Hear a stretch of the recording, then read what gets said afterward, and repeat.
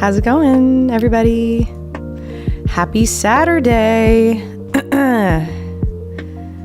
I forgot to do something real quick. You're gonna see some images pop up on the screen here because I meant to do this before and I forgot until just now. So, un momento.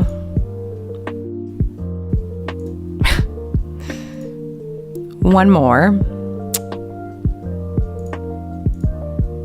Wow, OBS changed the way some things look. This is very strange. Whoa, that's huge. Jesus. Why does it do that? Why is it so big? Frickin' hell. How's it going, everybody? Where do I put this? Maybe I'll move more this way. Yeah, that's better. Happy Saturday, everybody. Welcome back to the Golden Reads Book Club live stream. For those of y'all who don't know, welcome. I have a couple book clubs over on Fable. I will link them here in a moment. You think I'd be ready with the links since I've done this multiple times now, but no, I'm not ready with the links. Hold on, I'm doing it, okay? We have a Golden Reads book club where we read all sorts of stuff. New achievement. Yes, exactly. This is, I'm sending it in the chat right now. This is the link to the Golden Reads Club. And then if for some reason you are a fan of romance, of spicy content, usually what we read is not that spicy, to be honest. Like, I think we read one book that was very spicy. For the most part, I just try to read books that I like, that are romance, and maybe they have a little spice in them. This is the Spicy Reads book club. Also, I just saw a crazy chat message over on Twitch before I started streaming. Wexadasco, I just saw a Twitch alert that Natalie was streaming. I forgot that she did a book club thing. The book I was reading when I noticed the alert, Carl's Doomsday Scenario. That should unlock some sort of crazy random happenstance achievement. It really should. It really should. Or honestly, you know what that would be if the AI was in charge of it? It would just be like, new achievement. You've been caught reading the exact same book for the live streamer you were joining. Your reward? Nothing. Why would you get a reward for that? Just be happy that of the coincidence. Shut the fuck up. Like, that's probably to the effect of what it would be. But congrats, that's really cool. That's a very strange coincidence. Maybe there was some little part in your brain that knew, just like subconsciously, that I had a book club, even if you didn't think you knew, and that was what I was reading. The stream is your reward. Sandra White, thank you for the 32 months. Jeez, 32 months and I still haven't read any of the books. Cough. Bit awkward. As always, I appreciate everything you do for this and your reaction channel, and I'll keep hanging out anyway. Thanks. I'm happy to have you here. Thank you for the bits as well. Carl's Doomsday Scenario. It's too bad you've probably never seen Aqua Teen Hunger Force, because that definitely sounds like an episode of that show. I have not.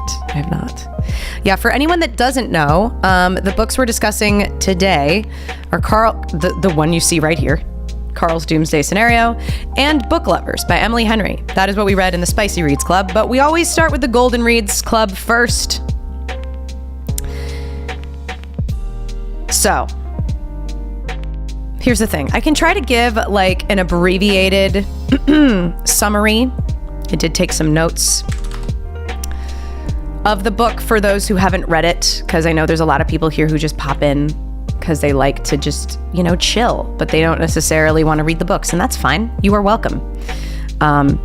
It is fun to read the books, but if you don't like reading, you don't have the time, you just want to hear me ramble, that's cool too. But this is the second book in the Dungeon Crawler Carl series, so if you had any desire to read that series, just know that, like, I'm about to spoil what happens in the second book, and we'll probably, maybe reference some things from the first book as well. So just know. Oh no, I might actually have to leave the stream. I'm only halfway through. Yeah, I'm sorry. I am going to be talking about the book. Sorry. That's what we do.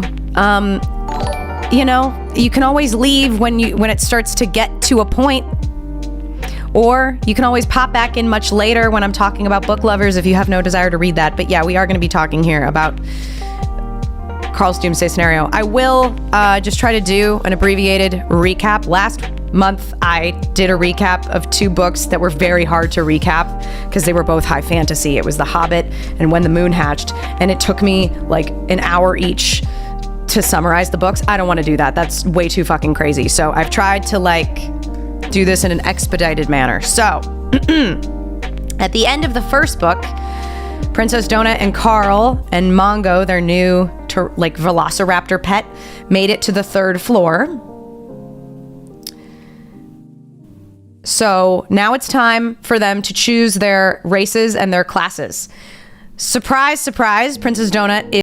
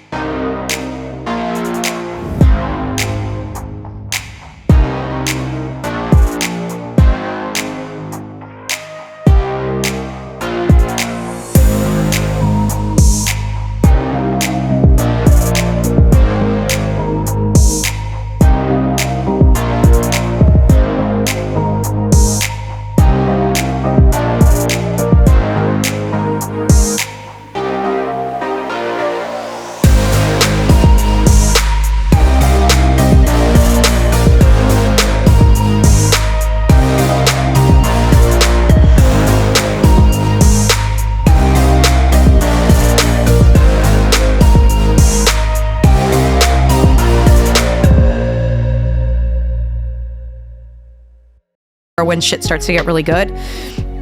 So I do want to keep reading this series. DJ Low, thank you so much for the 52 months. Sheesh. Tier 3. Look at you. I appreciate you so much. What was I going to say?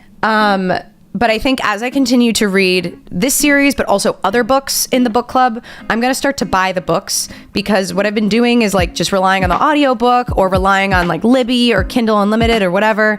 And it makes it a little harder to take notes as I'm reading, because with Fable, you can do chapter discussions. Personally, that is not the way my brain works. I like having these free book clubs that we can discuss books, and you guys can do chapter discussions if you want to. For me personally, that's not the way my brain works. When I encounter a quote, I like to highlight it or write it down, and I like to take a note next to it, but I don't like to stop after every chapter and review it. That's just not enjoyable for me personally, but a lot of people like that, so that's why I enjoy having the Fable book clubs, and they're also free for anybody to join, so there's no pressure.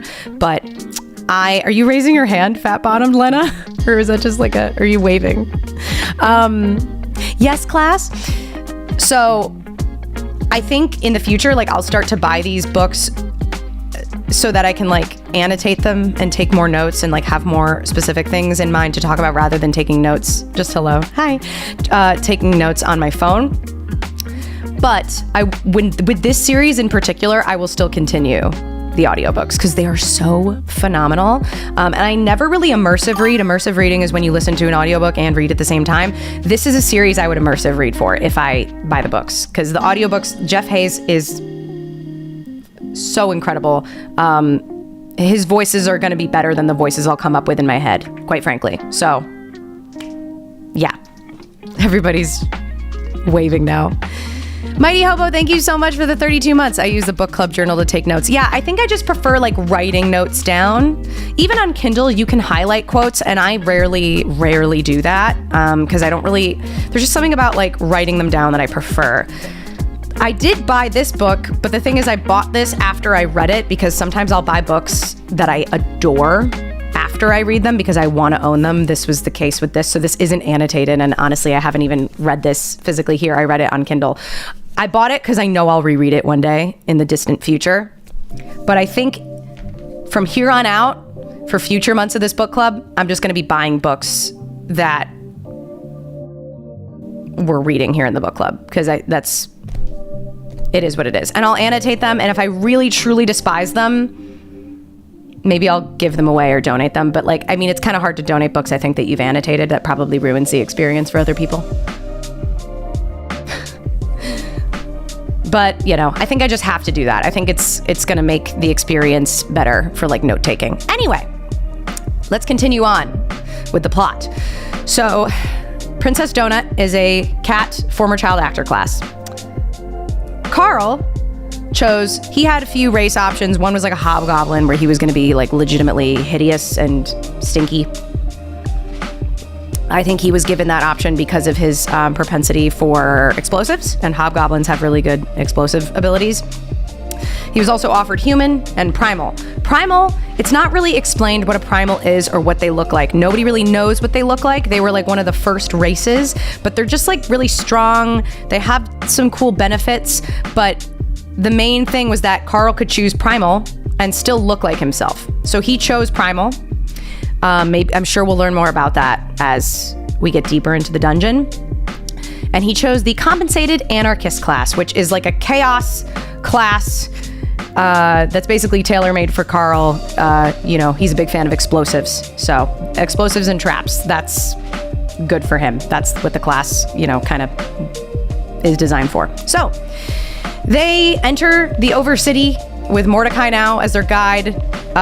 Mordecai also is, you know, his look changes constantly. He's not in control of his look as a game guide, but every time they enter a new floor, his look changes.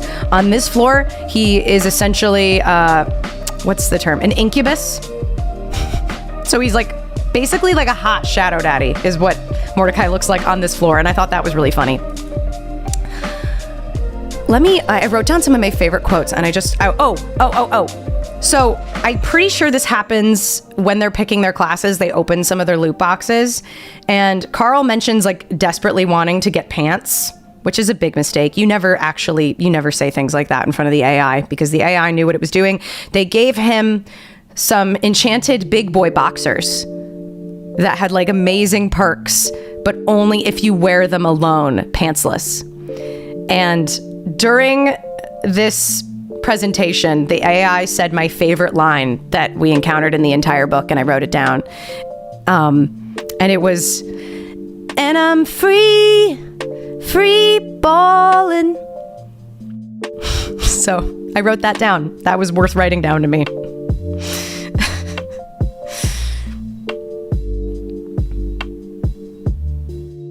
Oh, another quote that I thought was really cool that happened in this scene when they were picking stuff. And I think this is just an interesting quote on like the human condition and like how difficult it can be to make changes in your life and like actually go through growth and change. Like this quote was kind of relevant. Mordecai, because Carl basically asks like, do a lot of people stay human or are they going to change, do you think? And he's like, the truth is when people are really given the opportunity to be something else and that change is real and permanent, most opt to stay the same. They get scared. Even if there's an obviously better choice, it's terrifying to take that leap. And if that something else is a major change, there's always a learning curve. Sometimes it's better to stay in familiar skin. I was like, that applies to a lot of things in life. I thought that was really interesting. Okay, anyway, continuing. I thought I might go British and say you asked for pants, not trousers. I wonder if there are any further updates on the show. Yeah, I don't think so. I think it's very early stages. The AI is such a trolling asshole. Yes, one thing I will say is in the first 2 floors, the AI is constantly, like, it's very into Carl's feet. And that didn't really happen at all in this floor. I was kind of disappointed we didn't get, I mean, I'm not like obsessed with feet jokes, to be honest, but I kind of wanted like one. We didn't really get any in this. We had one, but it wasn't really like from the AI's perspective. I think it was the hobgoblin. Like I forget what Donut said. Donut said something about like, we got off on the wrong foot. I think the hobgoblin woman was like, yeah, we wouldn't want anyone getting off on any feet. And I think Princess Donut said, well, it's a little too late for that. And I was like, that's really funny. But I don't think the AI did anything inappropriate with Carl's feet in this floor. And I was kind of disappointed. I wanted like it to happen one time. Anyway, we enter the Overcity, and we start to see like there's a lot more NPCs, a lot more characters. There's city guards that like you don't really want to aggro because they'll come after you and they're really hard to defeat, and you don't really get like, I don't think you really get like experience for defeating them. So there's like basically just more businesses around. There's the Desperado Club that Carl and Donut are now able to enter. There's a lot more interesting stuff to do. And like the NPCs actually have like relationships, histories, goals, personalities. Like they feel more like real people down here. And that also kind of makes Carl uncomfortable because he's like, how did these NPCs get here? I'm pretty sure I think Mordecai answers this, but I can't remember exactly what he says, but I think there was something like, if you die down here on these early floors, like you essentially get turned into an NPC. And later on in the book, Donut's like, I really don't want to be an NPC, Carl. I'm like, oh, that's like, it's pretty dark, you know, and you start to see like the more intricate inner workings of like the way the dungeon works and the way Borant and these corporations that run the dungeons work. And it's very disturbing. So anyway, Donut and Carl get roped into their first quest.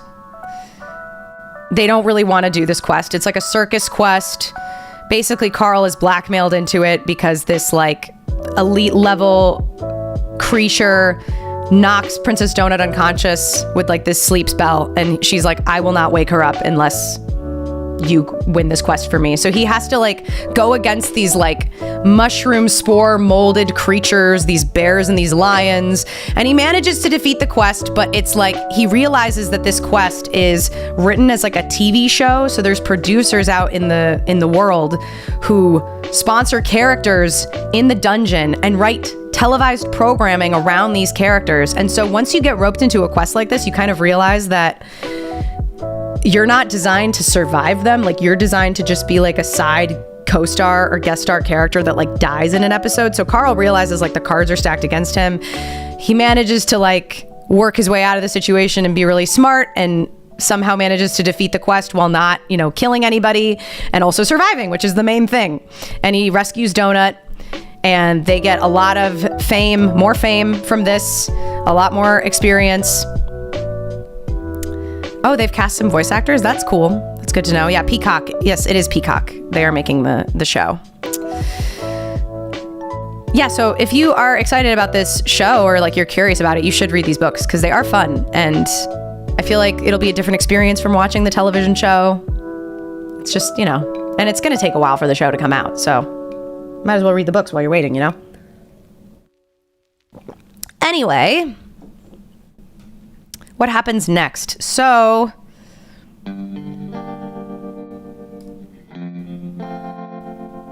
oh yeah, Carl starts to like fuck with the television show of it all even more, which is kind of funny because like it's almost like his anarchist class is starting to become a little bit more of his personality. Not like completely, like he's still trying to behave because he doesn't want to upset Borant, the corporation that's running the show, running the dungeon.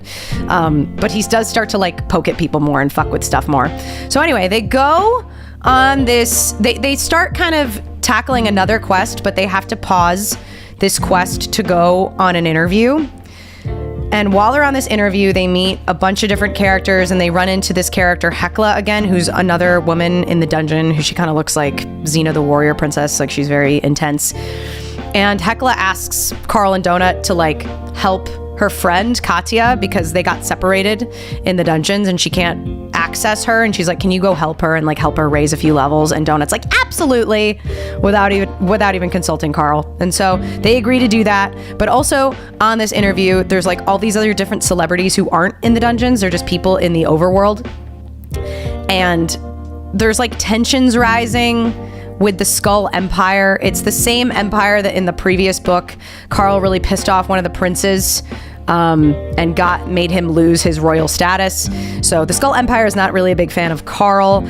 And basically the interviewee and other people on the round table asked Carl, like, what do you think of these rising tensions between the Skull Empire and the people they rule over? And Carl essentially, he says this radicalizing thing, which he says, he's talking about like the conditions that they're living under and basically encouraging them to rebel. He says, if it used to be okay, but it's not okay anymore, then maybe you should do something about it.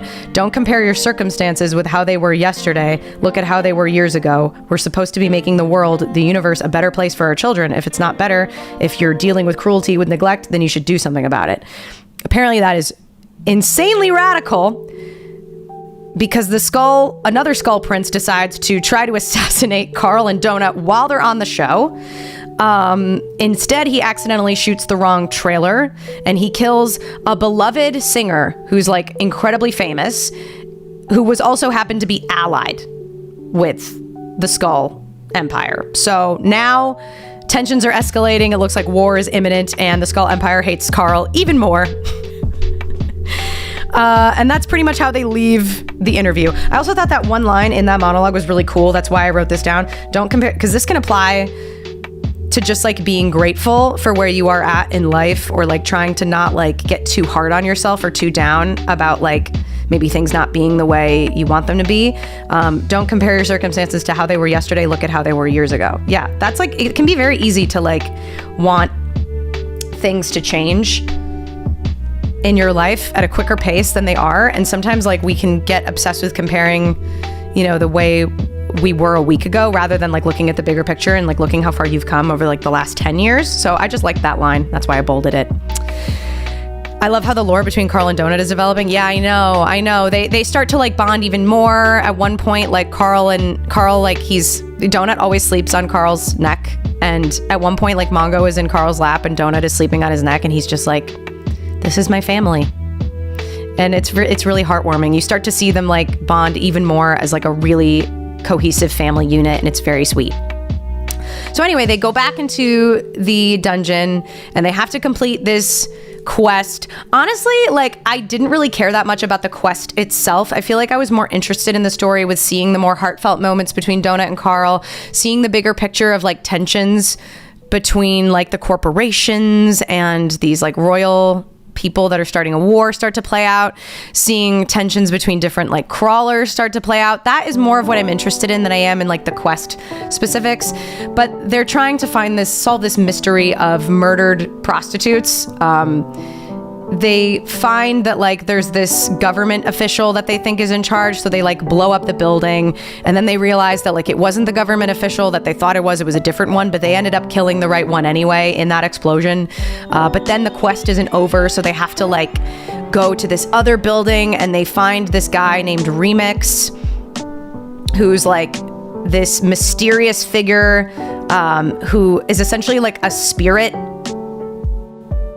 guy. Like he feeds on the souls of others. He didn't used to be this way. He used to just be the husband of the political figure that they had to kill.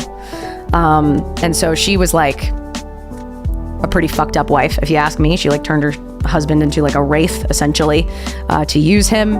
It honestly, none of that stuff is really that interesting to me. Like I feel like the quest itself is like not the fun stuff, but like we need it to escalate like tensions in the dungeon. So anyway, they're trying to like resolve this quest quickly so they can like move on and go gain experience in other parts of the dungeon. They just want to solve the quest and be done with it.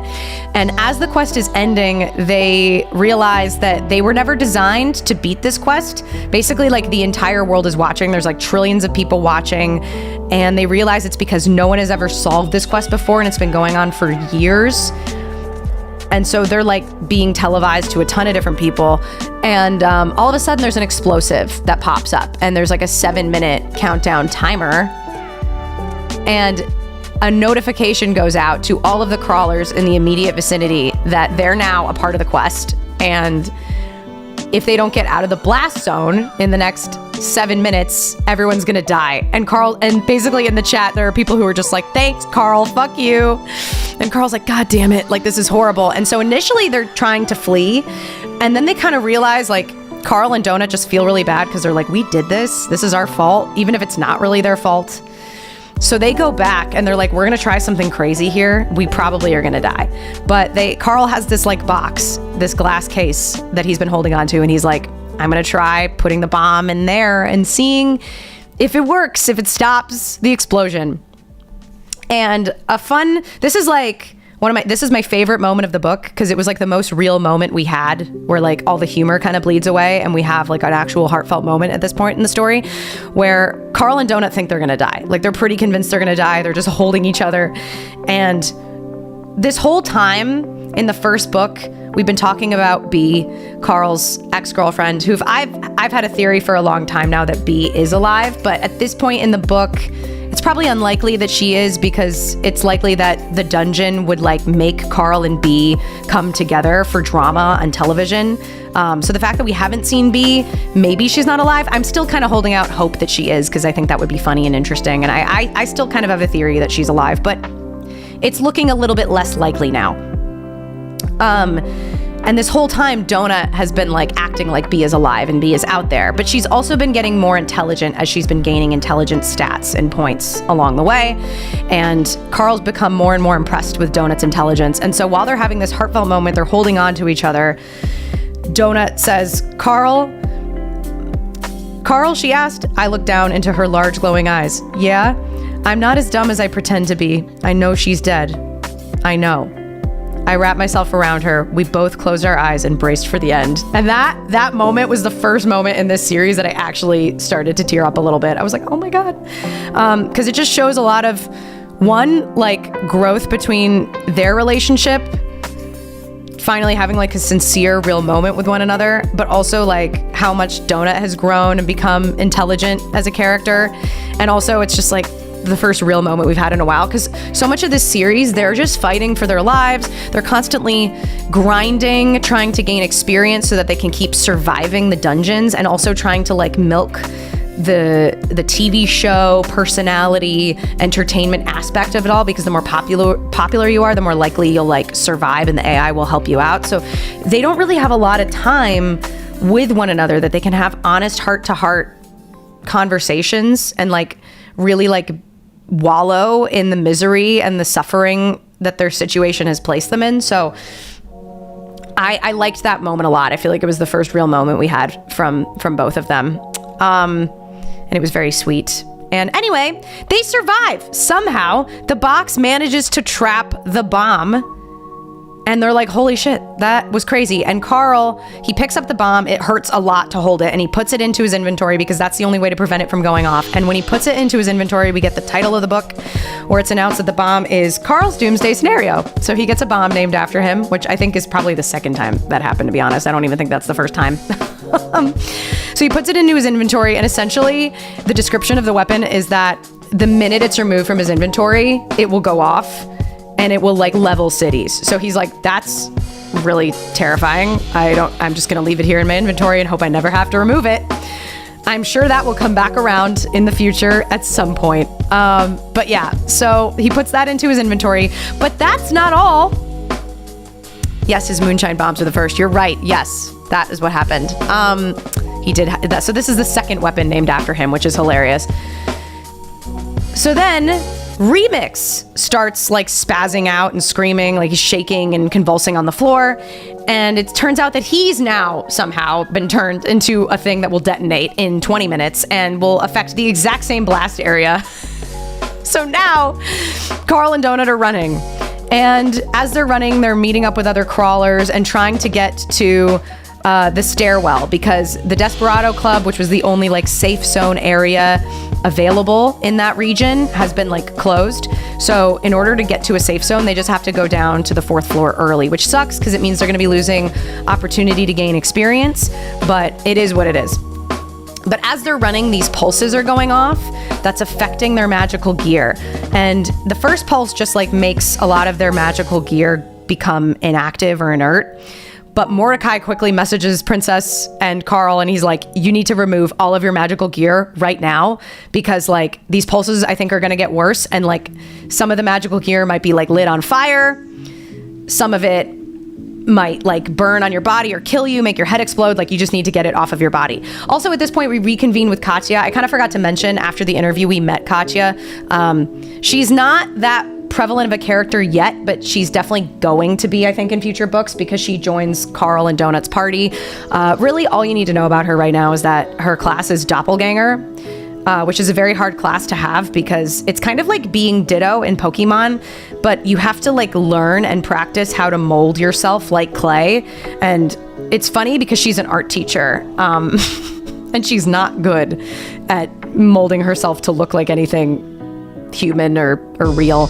So she kind of looks fucked up all the time, which is kind of funny. And at one point, like, Carl looks at her, he's like, you're an art teacher? And she goes, what do they say? Those who can't do teach? And I'm like, that's pretty accurate. So anyway, they meet back up with Katya. They're all running, trying to get to the exit.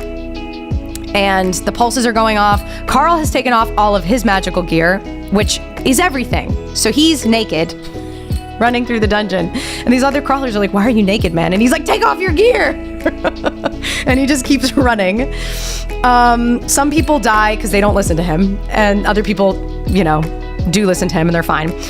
Princess Donut really doesn't want to take off her crown because it's very important to her. It also gives her like 5 intelligence points. And she's become attached to her intelligence at this point. Also, when she takes off her crown, it means she will lose it. It's the way the crown works. It disintegrates and it like goes to somebody else. And so she really doesn't want to take it off. And they realize that like it's likely that she's going to die if she doesn't take it off. They have no idea what's going to happen. And Carl and Katya beg her to take it off. She finally takes it off. Or no, she's like about to take it off and then it disintegrates anyway. So the pulse basically decided for her and it didn't kill her. It just removed the crown. So she's crownless, which is devastating to her, obviously. But they reach the stairwell and they have a little bit of time before the bomb goes off. Now, Carl has left an explosive back at the location of where Remix is and going to explode. And so he has a detonator on him, and because him and Princess Donut placed it, he decides to hand the detonator to Katya, and he says, you know what? We're going down these stairs anyway. The bomb's gonna go off anyway. It's going off in seconds. Like, it doesn't make sense if it goes off a little early. If people aren't safe at this point, they're not gonna be. So you might as well hit the detonator and see if we get any experience from it, because we're going down and we're losing this opportunity to get more experience for like these final 2 days in the dungeon. So he makes Katya press the detonator, and they go downstairs, and he forgets that they've agreed to do an interview with Odette the minute they finish on the 3rd floor. So he spawns into the live audience completely butt naked, which is obviously very funny. And he has to do the interview wearing like a toilet paper loincloth because he doesn't have access to his clothes. So poor Carl is just getting, you know, embarrassed left, right, and center. And they have their interview with Odette, and it goes well. You know, they basically learn in the interview, though, that they did get crazy amounts of experience, and they actually stopped the bomb from going off, and they like won the quest because of that. And it's like an unbeatable quest, and it wasn't supposed to work, but the AI thought what Carl did should make them win the quest, but like obviously Borant was really pissed about it. So what ended up happening was they were supposed to get all of these experience points, they were supposed to get all of these crazy reward boxes, and they were supposed to get this celestial box, which is like the peak of reward boxes, and it would have granted them like insane supernatural abilities where they would have been pretty much invulnerable and immortal until like a really low floor. But Borant appealed that. They did not want to pay for those celestial boxes. And so they appealed that in court, and they won the appeal. So Carl and Donut got nothing. But then for some fucking reason, because all those other people, those random crawlers, got attached to the quest because they were in the area, the AI decided they all deserved celestial boxes. But Borant was able to stop it after only one of them got awarded a Celestial Box. And it was the one guy who Donut banned from the chat who told Carl like he was an asshole for basically triggering the bomb. So that one guy became like a Celestial, got like wings and is like an immortal angel level.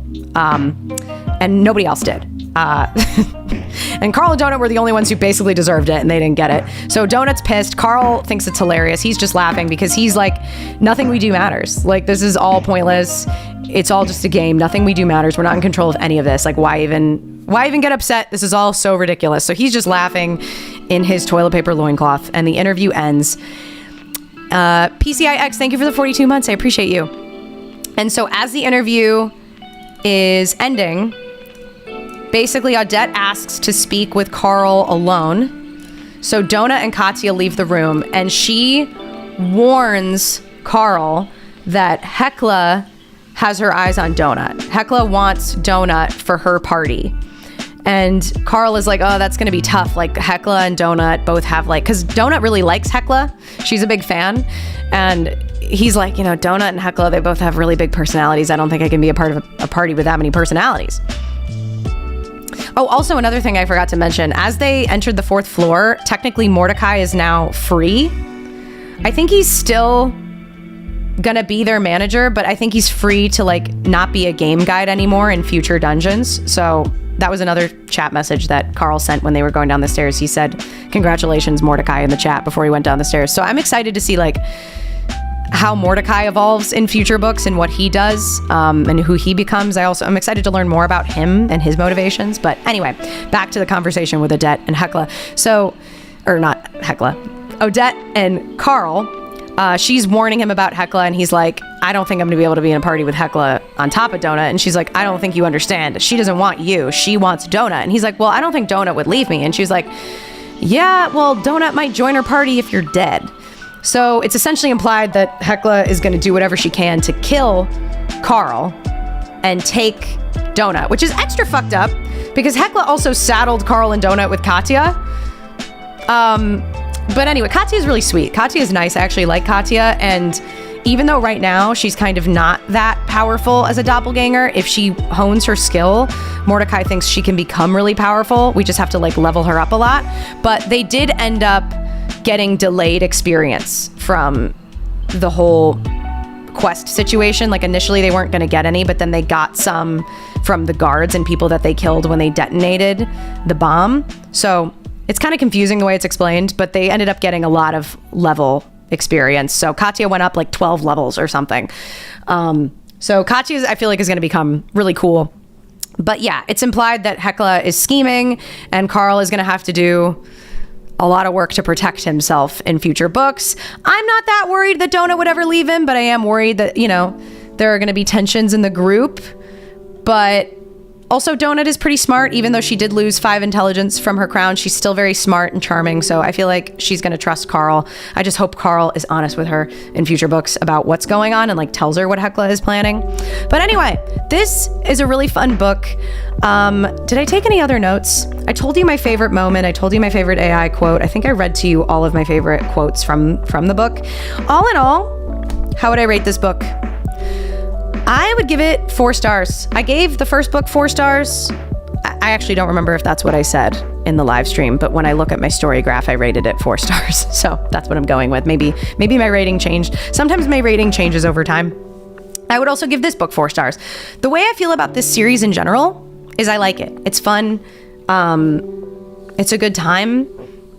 I don't think I'm a big fan of like the lit RPG style in general. I'm not a big fan of like hearing menu item descriptions and hearing class descriptions and hearing quest descriptions and hearing character descriptions and hearing gear descriptions. Like I find it a little taxing, but like I really enjoyed the direction the story started going in this book, and I feel like if it keeps going in the way I think it's going, I'm going to rate future books higher and higher. I really love the comedy. I really love the characters. And I really enjoyed some of the more heartfelt, serious moments and moments of escalating tension and drama in this book. I still love the humor, and I want the humor to continue. That is what makes these books so charming. But the first book in particular, I feel like we were really just getting a lay of the land and the way everything worked. This book, it started to bring in a little bit more plot, like interesting plot points, interesting tension, some more vulnerability from some of the characters, but we still were kind of like still building out the world, still seeing a lot of like, you know, info and like info dumping and descriptions of stuff. I feel like I'm going to get more and more excited as we get more and in depth into the character development and into like actual interesting plot points playing out that aren't relevant on quest lines, if that makes sense. But all in all, I like this series a lot. These first two, wow, I'm stuttering. I need to slow down. These first two books are both just 4 stars for me, but still very enjoyable. And I definitely want to continue the series. If any of you guys have read this book, I'd love to know your thoughts. Now that I'm done rambling. That was long-winded. That was pretty much as fast as I could summarize it. I feel like I'll be able to summarize this next book faster. But how many books are in the series? I think 8 or 9.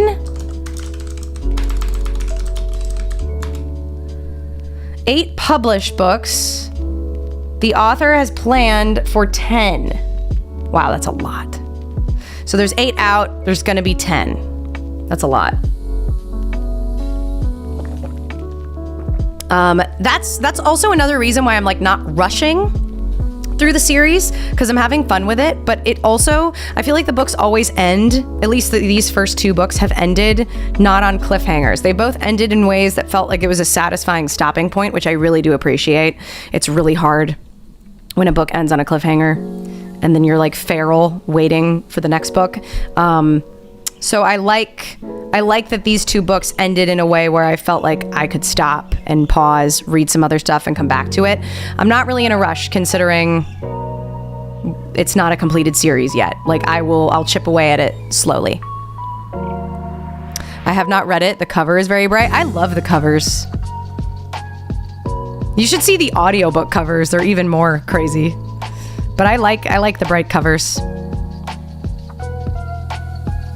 His Patreon has a couple chapters of book 9. Oh, that's cool. I really don't appreciate when books end mid-story, like a lot of modern multi-part books. I mean, sometimes like a cliffhanger can be fun, but for the most part, when a book ends on a cliffhanger and then you're waiting for like 3 fucking years or more sometimes, that's so frustrating to me. I'm like, Jesus. If like you know you're gonna take that long, don't do that to me.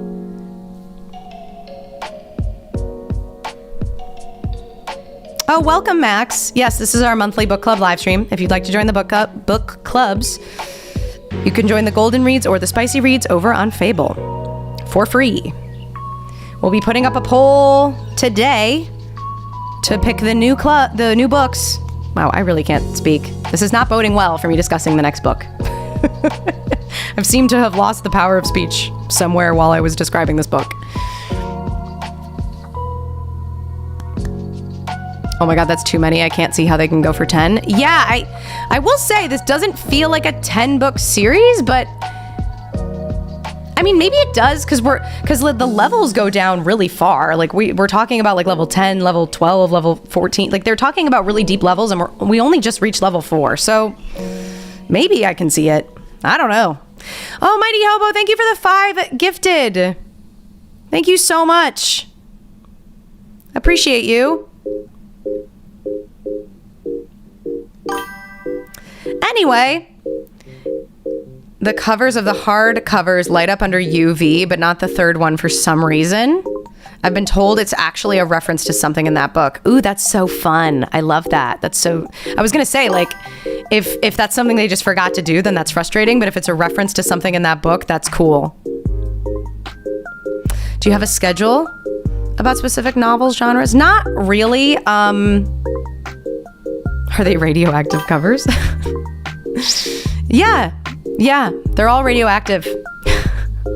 I don't really have a specific schedule. I kind of, because like it's hard to know month to month what I'm going to be in the mood for. Like last month, I was reading The Hobbit, and When the Moon Hatched. And it was really unfortunate timing because that month I hit a fantasy slump where I just didn't want to read fantasy. I wanted to read anything but fantasy, and that was just really unfortunate timing. So this month I made the polls to include very little or no fantasy. Now, all of a sudden, I'm in the mood for fantasy again. So the next month's polls are going to incorporate a decent amount of fantasy. Maybe not the romantic spicy reads poll, but I know the main book club poll, I already know what books I want to include, and there's a few fantasy options in there. There's one in there that I really want to win, and I think it has a good chance of winning. But we'll see. I kind of just do it based on vibes, because at the end of the day, I want to be excited about the books we're reading and have a desire to read them. So I don't plan things out too far. I definitely take your recommendations into consideration, though. People have suggested books in the lobby chats or in the book suggestion chats, and I definitely take note of them. Don't forget to put Nordic crime on your list of genres. Yeah, Baggy's a big fan of Nordic crime. I don't know if I really am, because I did DNF The Girl with the Dragon Tattoo. Although, I tried to read that when I was really young, and I just didn't think I knew what I was getting myself into. Anyway, I will say, if lit RPG doesn't do it for you, there's a great book called Heretical Fishing that's really good and turns the genre on its head. Interesting. I have read a bit ahead and the rest of the books get better. He varies up a lot better so they feel fresh. Oh, that's interesting. Yeah, I've heard, my friend who's read a lot of the series, again, was like, just wait till books 3 and 4. Just wait. And I was like, okay, that's good to hear. Another series that I started with you guys in the book club and have not delved deeper into is the Red Rising series. We read Red Rising, we read Golden Sun, and that is it.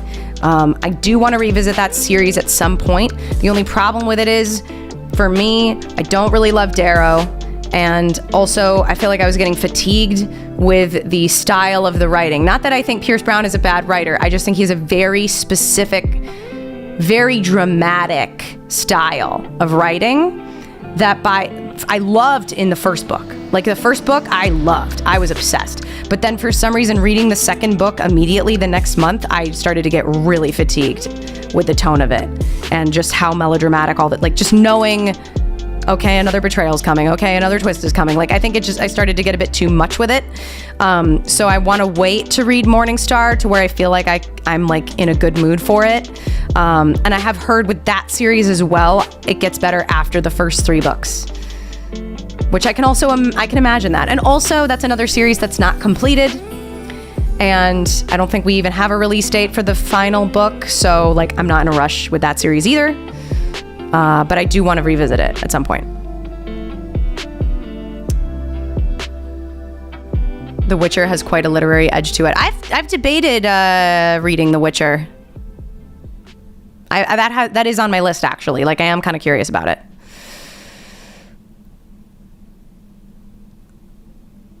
Speaking of Skyrim, I read a romantasy book recently called The Road of Bones that is very Viking.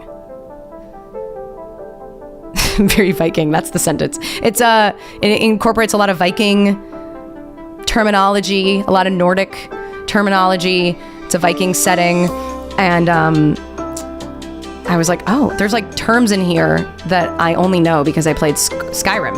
So that was kind of cool. That was a fun book. And that is also a multi-book series, so I might continue that as well. Viking, you have my attention. Yeah, it's good. There's a fun little twist in it as well that I kind of saw coming, but kind of didn't. I saw it coming once I was maybe halfway in, but it took me a while to kind of see it coming. I've decided to read Dungeon Crawler Carl soon. Just gotta buy it. Just all I'm gonna say, Arnav, is also get the audiobooks because they're totally worth it. Okay, guys, so the next book we'll be discussing is Book Lovers. I don't know why I have this weird little square version of the cover. Okay, but I do. So that's what we're doing. I'm gonna go get more water though, because I've been talking a lot and I need more water. I'll be right back, and then we'll discuss this book because I loved this book. This was almost a 5-star book for me. I know I'm spoiling my rating. Who cares? I'll be right back, okay? I hope you'll stick around. But if you don't, have a good rest of your weekend.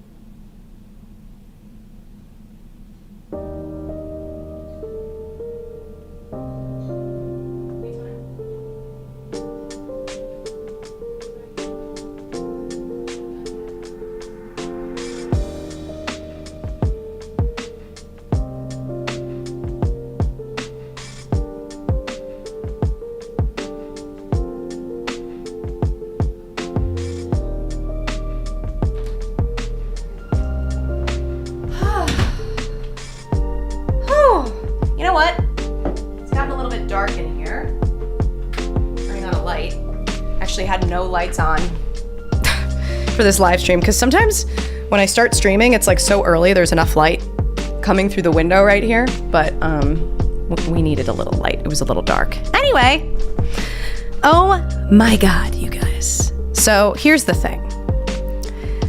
I'm obsessed with Emily Henry. She wrote this book. I feel like everything I read by Emily Henry, I'm just like in heaven, honestly. So far, this is the 4th book of hers that I've read. Who are you guys talking about? He does have that one guest book. Oh, you're talking about the 3rd book in that Undercolor Carl series. I didn't need to know. I haven't read it yet. I feel like every book I read by Emily Henry, they just get better and better, and I'm just always so happy. So the first book I ever read by her was People We Meet on Vacation. That book will always have a special place in my heart. I do think out of the 4 of hers that I've read, it's probably not the strongest, but it's still really good, and I love it. The next one was Beach Read, which I also really loved. Then Happy Place, which was beautiful. And now this. And I was interested to see what I thought of this, because I've seen some people whose opinions I really respect. They like this book, but they didn't really buy the level of like witty banter in this book. Like, some people have said there's so much humor and there's so many witty jokes and constant back and forth that it feels like they aren't real characters or real people. I completely disagree. I loved the amount of witty banter and back and forth between all of the characters in this book. To me, if I had to pick a TV show to compare to this book, it is probably Gilmore Girls. It is the vibe that I was getting from the level of like quick-witted back and forth. There is a sister dynamic in this book between the main character Nora and her sister Libby that reminded me very much of Lorelai and Rory. I love this book. Anyway, let's get into the summary, and I will also tell you about, some of my favorite moments. Actually, with this book, I just kind of wrote down some quotes that meant a lot to me, and I didn't really write down their context, so we'll focus on the summary first. I thought the banter felt very natural. Yeah, it felt natural to me too, but it's interesting to hear that there are some people who it doesn't feel natural to. And that's just, books are subjective, man. To me, this felt incredibly natural, and I completely bought the relationship between Nora and Libby, between Charlie and Nora. It made their witty banter made me love them that much more. Other people, they read it and it does not resonate with them. But I think for me, I am always a sucker for humor and comedy. Like, I'm just a sucker for comedy. So anyway, Book Lovers follows Nora Stevens, a highly successful literary agent living in New York City.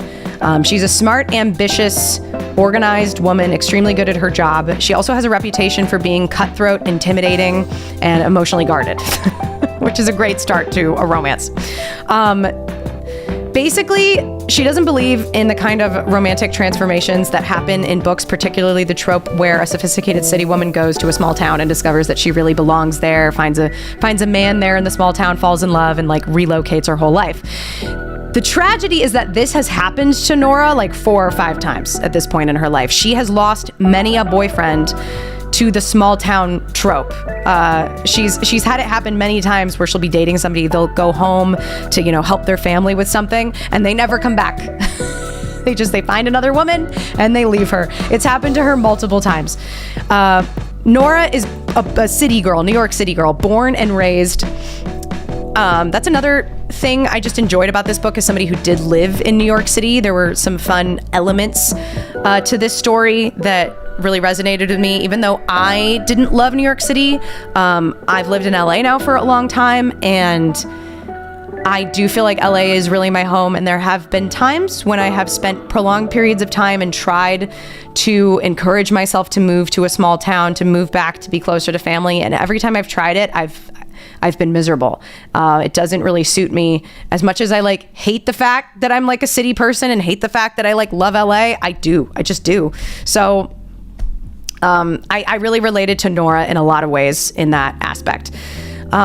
Nora's life revolves heavily around her sister Libby. Their mother died when they were like a little young, not like super young, but when like Nora was in college. And Nora has felt responsible for taking care of Libby for a long time. It's even part of the reason she became a literary agent, was to like, she could make more money being a literary agent than being an editor, which is what she actually wanted to do. So she developed the habit of like constantly sacrificing herself to like lift her sister up and help her sister, whether or not her sister wants it. And she feels some distance forming between her and her sister. Her sister has like multiple kids and is very exhausted living in the city. They're struggling to make ends meet. Nora is always trying to find ways to like financially support her sister, and her sister's like, can you just be my sister? Like, I don't need you to pay all my bills. I just want you to like hug me and like be there for me. I don't need you to like fix everything. And Nora kind of doesn't really listen.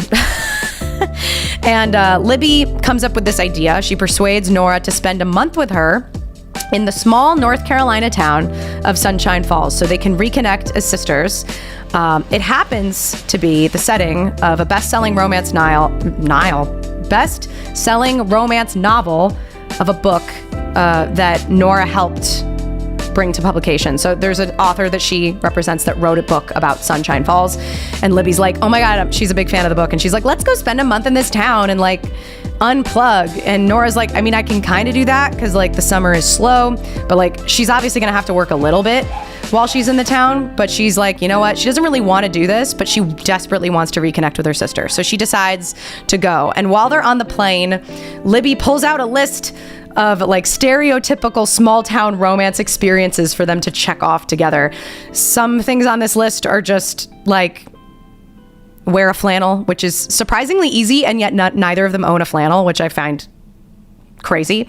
Other things include going on a date with a local. Other things include reviving a struggling small town business. And Nora is like, Libby, I don't think we're gonna be able to do that. And Libby's like, no, we can totally do that. And she's like, we're there for a month. Like, we're not, what do you mean revive a business? So there's some things on this list that are very practical and some things that aren't. And honestly, Nora doesn't really want to do this list, but she wants to please her sister, so she agrees. Almost immediately in the town, Nora goes to the coffee shop and she runs into Charlie Lastra, a book editor who she already knows professionally. She's had one meeting with him in New York City years ago, and it was disastrous. They like did not get along at all. And so already there's like, you know, the one person from New York she'd rather not see is here in the town. But it's undeniable that they have really funny chemistry. They both are really sharp, sarcastic, career-driven people who hide behind dry humor, and they start like emailing back and forth about Bigfoot smut of all things. Like, Nora's basically trolling Charlie, and she's like, oh yeah, I represent this author, and like sends him a Bigfoot smut book, and then like he literally reads it and they start talking about it, it's very funny. And yeah, so they kind of keep accidentally running into one another, and like they're kind of like magnets. They keep getting drawn together. Libby isn't really happy about this because Libby is really trying to like make Nora put down the work, enjoy the small town vibes, unplug. Basically like she keeps ending up on dates with Charlie, and Libby is like, that doesn't count as like your small town local date. Like, you have to go on a date with somebody you don't know from New York City. But it's revealed that Charlie is in the town of Sunshine Falls because he's actually from there. And his family is there, and he has moved back to help with his family. He's running the local bookstore. We don't really know what else is going on, but there's clearly something going on with Charlie, and why he's here. And, you know, there's this undeniable chemistry between Nora and Charlie, but Charlie keeps hinting at the fact that like he can't commit to a long-term relationship with Nora no matter how much he likes her. And we don't really get the answer as to why this is for a bit, but I feel like it's pretty obvious, and it's revealed later on in the book. What I will say about this book, every single twist, every single plot point is very obvious. Bigfoot smut, so smut that may or may not have happened, likely not. I mean, it all depends on what you believe. I will say this was like the most predictable Emily Henry book that I read. I still love it more than any other book I've ever read from her, but it is incredibly predictable. I saw every single plot point coming. So basically, you know, Charlie is here helping his family out. His father had a stroke a while back, so he can't do as much. He has a cousin who's helping out on like the family ranch. It's like a horse stable more than a ranch, but something like that. And Charlie is running the bookshop because his mother is like this flighty hippie who can't follow a schedule and is like really bad at financial management. And essentially like he's being all cagey about like why he can't commit to a long-term relationship with Nora, but like it's pretty obvious that it's just because he feels like he has to stay here and help his family and he can't live in New York, and he knows that Nora is a city person and he would never try to change her. It's really cool. Like throughout the entire book, Charlie is like always lifting Nora up and loving her for who she is, and she's never really had a relationship with anyone who's seen her so clearly and appreciated her for who she is, because she's been with men who've like tried to change her, try to make her want to settle down, and she's just not like that. And there's this quote that I love from this book, and I think this really encapsulates the type of love that this book is about. Maybe love shouldn't be built on a foundation of compromises. Maybe it can't exist without them either. Not the kind that forces two people into shapes they don't fit in, but the kind that loosens their grips, always leaves room to grow. Compromises that say there will be a U-shaped space in my heart, and if your shape changes, I will adapt. No matter where we go, our love will stretch out and hold us. Our love will stretch out to hold us, and that makes me feel like everything will be okay. I thought that was really beautiful. That was really sweet.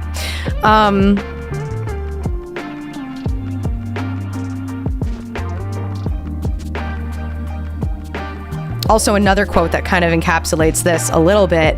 I think Charlie says this to Nora. I don't know. Somebody I think says this to Nora because she's really like insecure and struggling with like feeling like she's perceived as this like bitchy, cutthroat, determined woman who doesn't have like love in her heart, when in reality she does have a lot of love in her heart, but she's been scorned by all these men before who didn't understand her and didn't see her for who she truly is. So she's kind of like become emotionally guarded and closed off.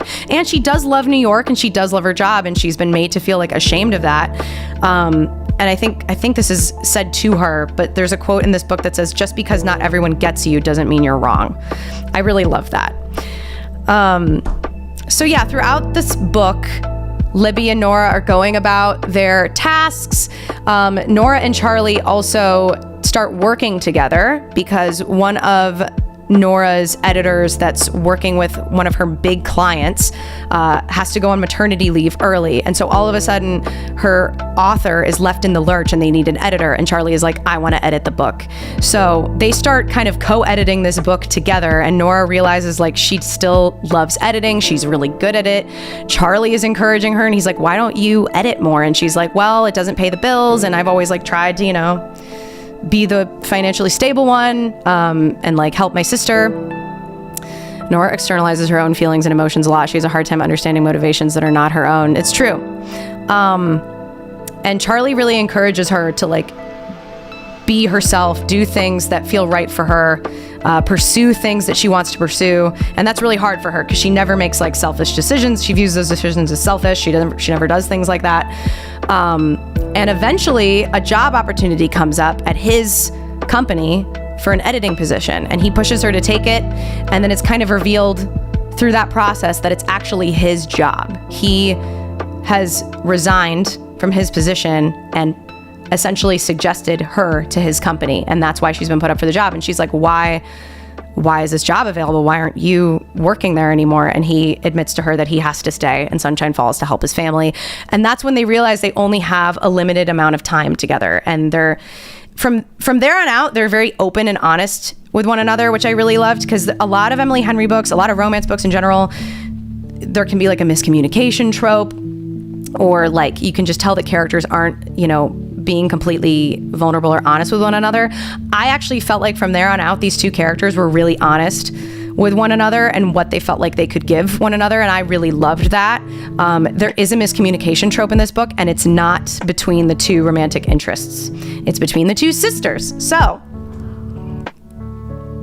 what ends up happening, Nora is also helping an author who's writing a book, and the book seems to be about Nora. Yeah, that's another thing I didn't mention. The book that they're editing from her author.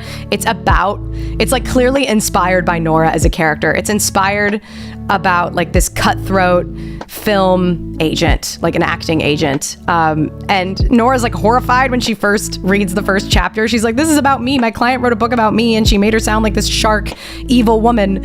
And Charlie's like, you know what? Who cares? Like, so what if you're a shark? I like sharks. And it's cute because like clearly her author, like the book is deeper than that. Like there's obviously like a lot of emotional growth in the book and the character is revealed to be deeper than just that. But like Nora's insecure about it for a little bit and like Charlie has to reassure her. It's very sweet. And the book itself kind of mirrors the emotional growth that Nora is going throughout the course of the book, like learning to love again. Albeit in the book that is written, like the character is like learning to like open herself up to love, like with like neighbors in her community and like a stray cat in her community, not like romantic interests, but it kind of mirrors the same emotional growth that Nora is going through. So it's very meta in that way. This is a very meta book. Anyway, let's cut back to what's going on with Libby. So this whole time they're checking things off the list. Her and Libby are bonding, and Nora notices that Libby is starting to feel like more revived again. She's starting to look a lot healthier and better. She's also pregnant at this point with like their fourth kid or something, or their third kid. And she's starting to look a lot more well-rested and happier. Meanwhile, Nora is like dreading being in Sunshine Falls. Like obviously she's happy to be with Libby. She's happy to be with Charlie, but she like is missing the city intensely and can't wait to get back to the city. And there's a lot of times when Libby is clearly very frustrated with Nora for like working too much or, talking about the city at all. Like Libby really expresses a lot of interest in making Nora love Sunshine Falls. And Nora is trying to like appease her sister, but she just doesn't really get it. This is we'll get to it, but I feel like you can see what's kind of coming here. It's pretty obvious what we're setting up for.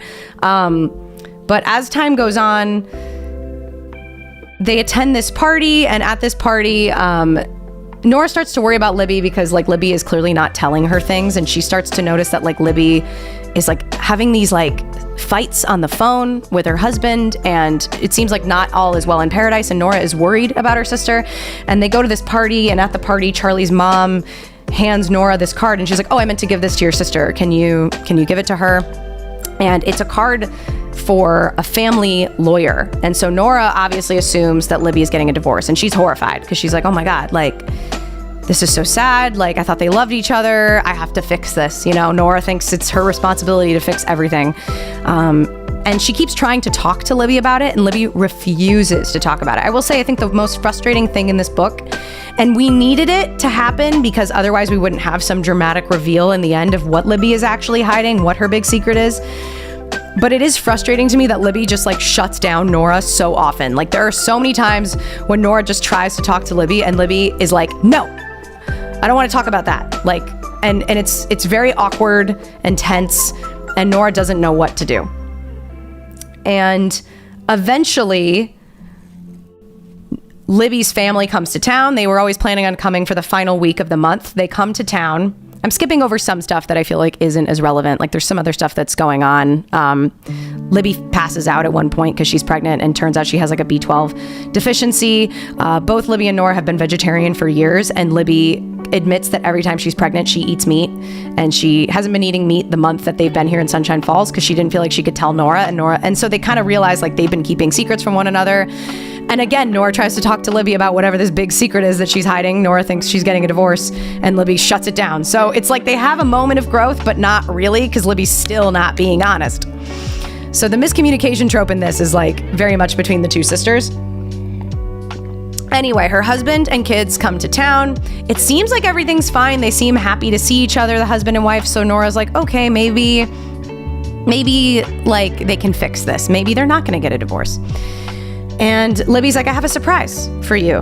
And she takes her on a trip, and they go to this house, and they walk into the house, and Libby just starts talking about all like all the things they could do with the house. She's like, don't you just see, like, this could be over here, this could be a play area for the kids, we could put a little nursery right here, we could decorate this over like this way. And Nora's kind of confused. She's like, yeah, I guess, like, hypothetically somebody could do that. And that is when Libby admits that actually her and her partner bought this house and they're moving to Sunshine Falls.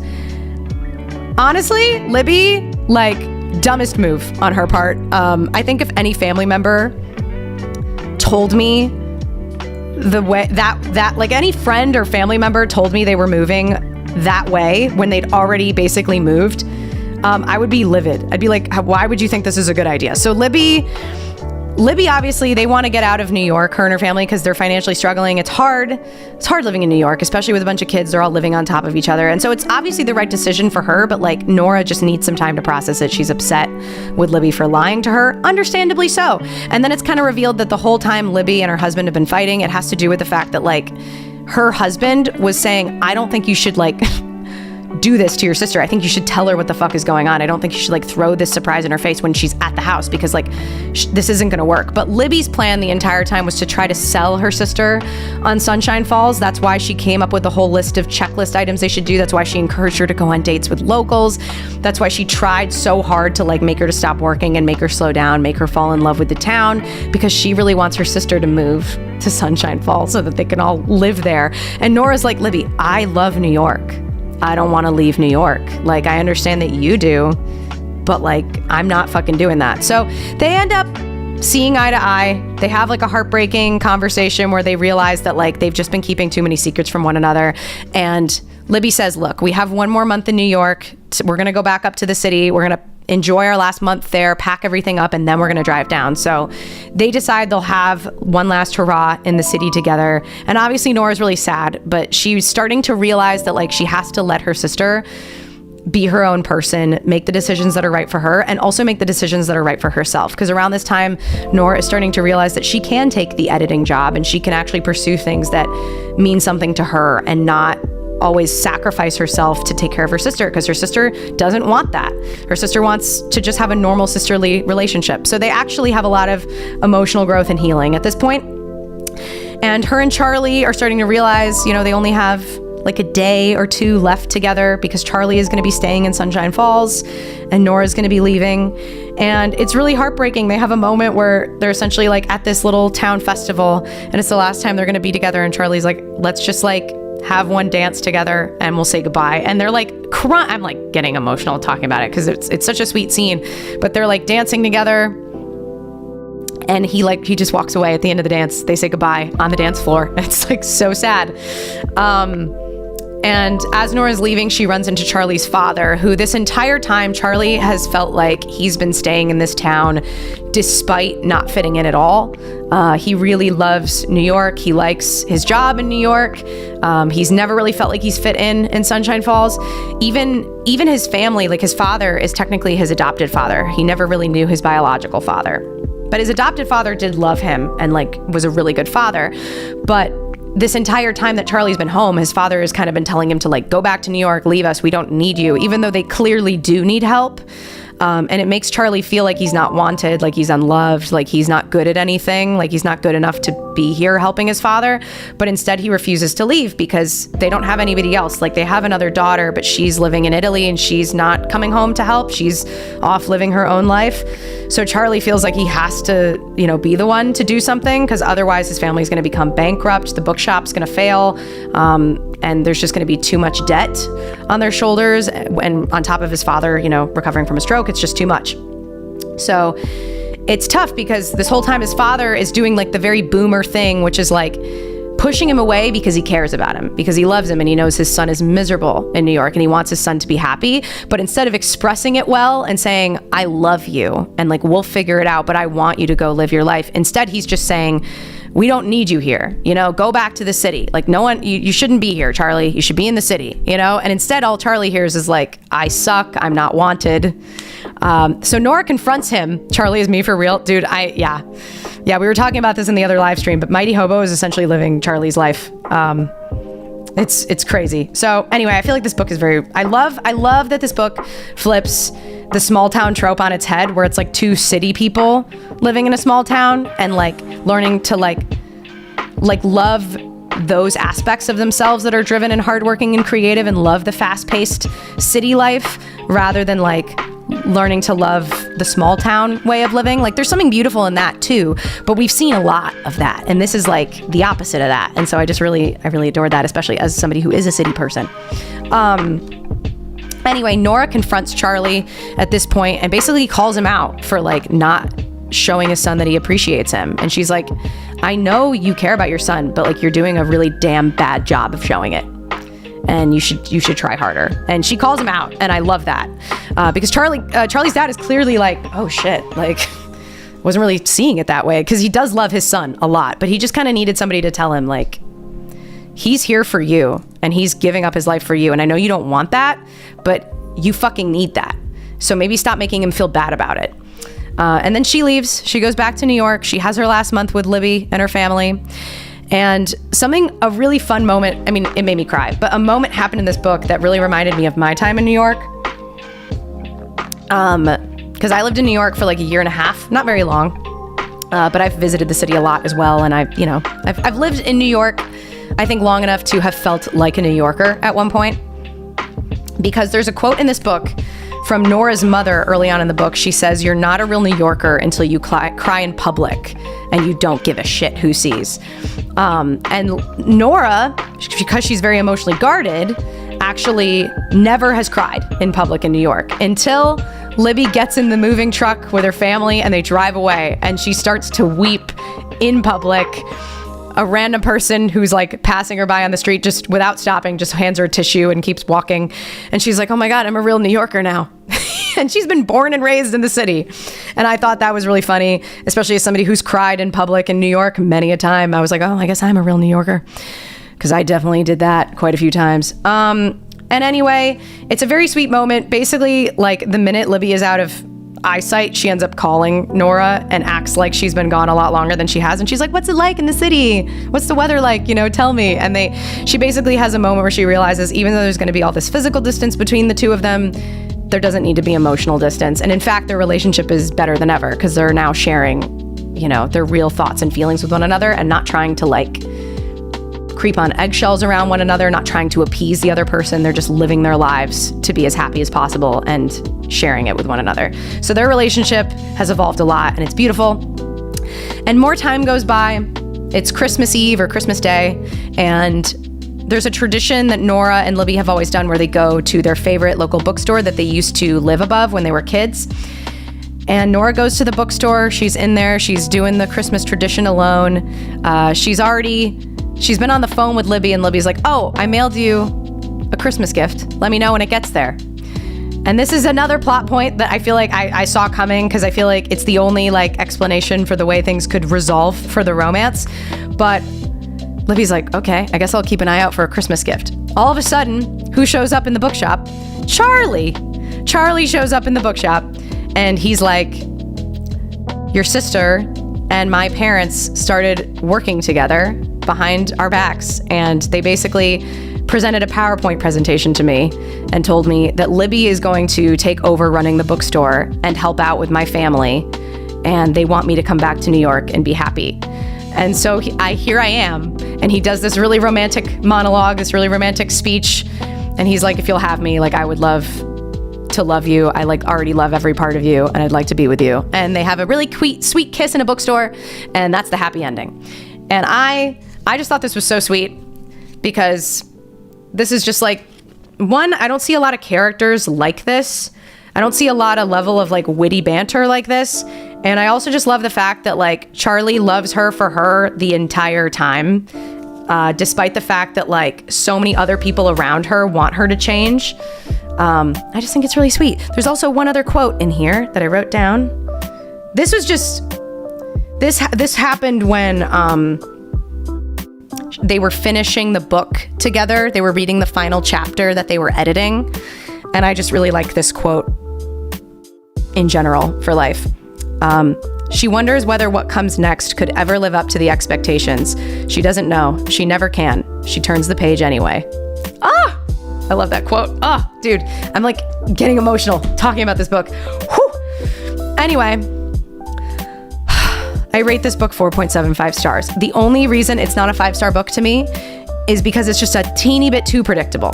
I don't really mind books that are predictable when they're romances, because I feel like sometimes they're safe. A romance has a happy ending, and there's like inherent safety and coziness in something having a happy ending and in something being a little predictable, but still hitting the right plot points that are super satisfying along the way. But what I will say is, like, all of Emily Henry's other books had moments of predictability and moments of surprises. I feel like this book in general was just like, I saw every single plot point coming like a million miles away, and it was just very obvious what direction we were going in with everything. But I still loved it so much. So that's why it gets 4.75 stars for me. It's almost a 5-star book. It's the highest I've rated any Emily Henry book, and I adore it.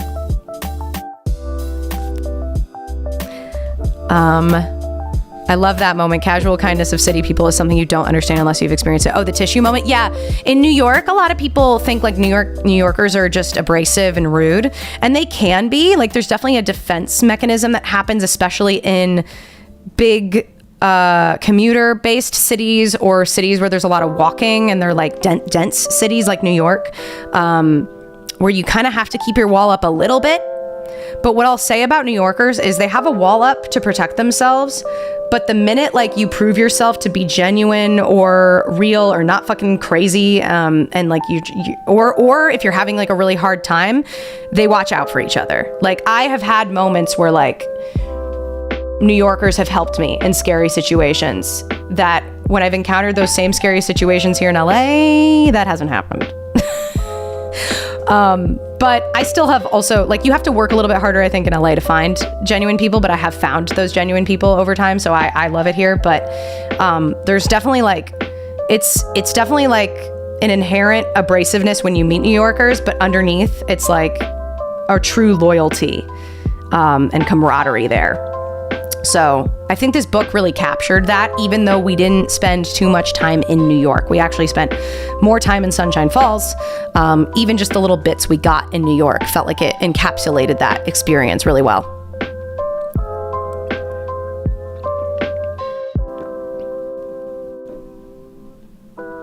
You do tend to see things in advance, though, based on your reactions. Might be the way you think reading stories. I mean, kind of, and I have read a lot of books and I have read a lot of romance at this point, but I do feel like I've never been able to predict an Emily Henry plot like this. This Emily Henry plot, like this plot, I was like, oh, but again, it is the 4th book of hers that I've read, so maybe I've just gotten better at like predicting it. But again, still love it. And I'm going to include, I'll let you guys know now, I'm going to include Funny Story in the next poll for the Spicy Reads Book Club. If it wins, cool. Even if it doesn't win, I'm reading that ASAP, like next month. So I can't wait. And I'm just gonna buy it because I bought this after loving it. And here's the thing. Every other Emily Henry book I've loved, and I kind of wish I bought it so that I owned it and had read it physically. So with Funny Story, I'm not even making the mistake. I'm just buying it and reading it physically. I like when New Yorkers help Spider-Man fighting the Green Goblin. Yeah, you know, when people need help, New Yorkers will step up. Well, just because you know Superman's gonna save the day doesn't mean you're not happy about it. It's true. Again, that's why like it's only a quarter of a point that I deducted, because like, again, like I'm still, every decision that was made, I'm happy about it.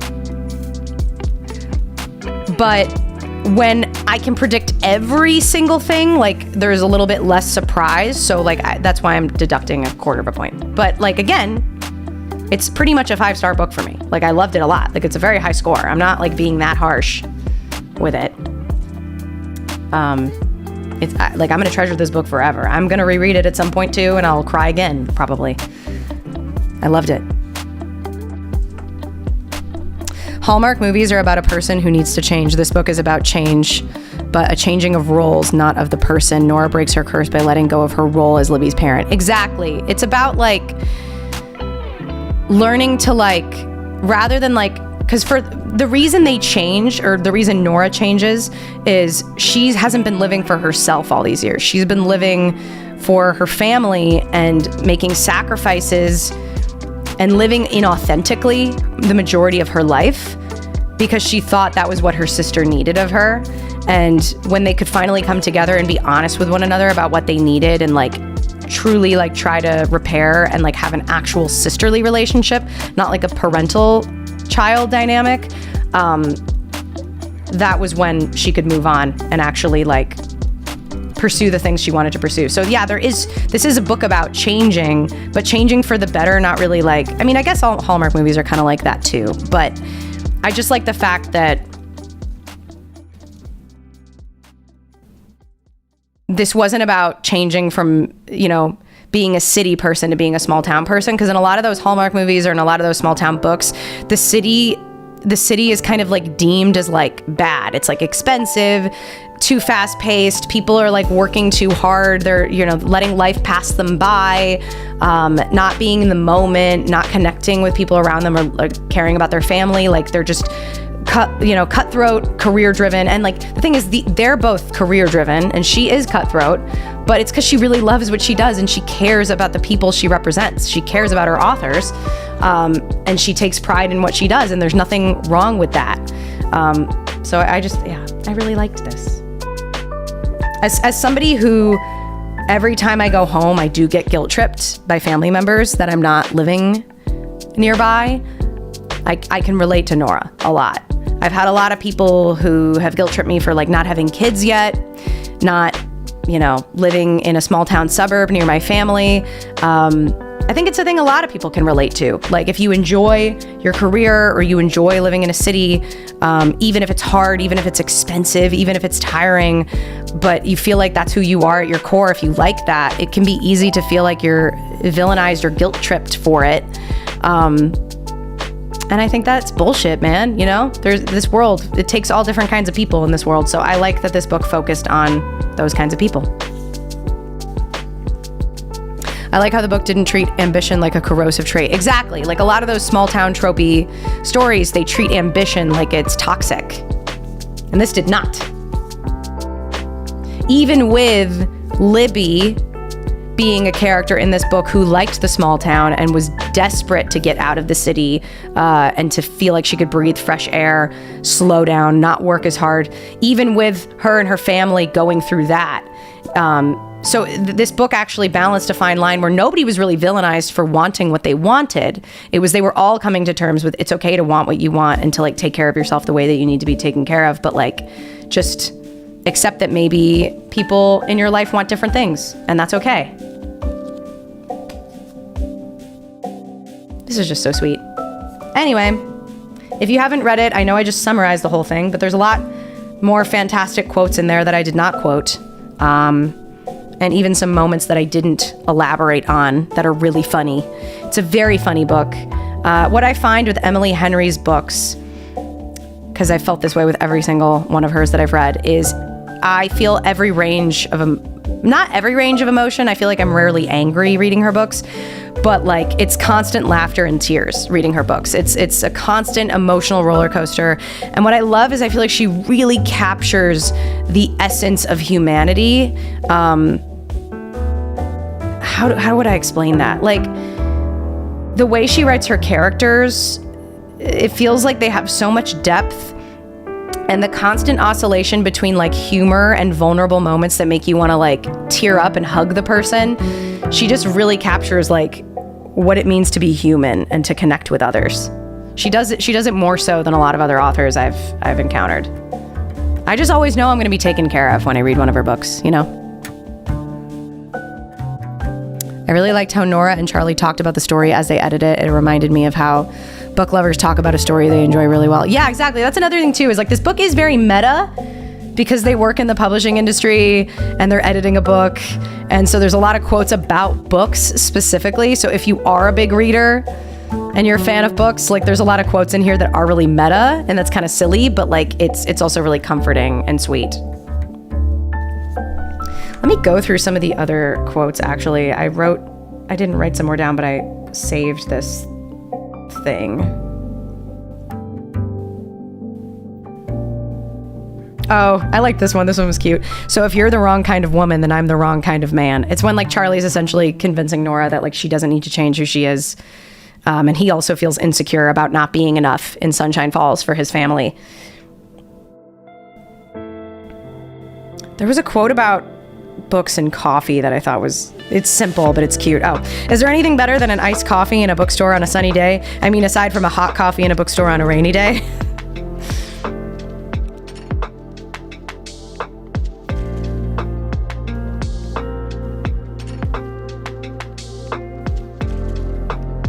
Sometimes even when you start with the last page and you think you know everything, a book finds a way to surprise you. Oh, this one was so cute. This is just a cute romantic quote. If I had to pick one person to be in my corner, it'd be you every time. Aw. Oh my God. Ugh.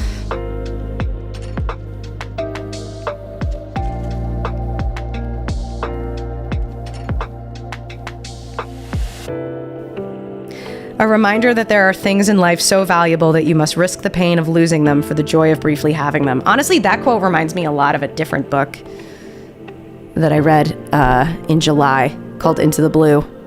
That is what that book reminds me of. That quote reminds me of. The coffee one is so real, I know. Although, to be fair, I will always pick an iced coffee, to be honest. I'm not a hot coffee girl. But like a bookstore on a sunny day, I'm like, no, on a rainy day.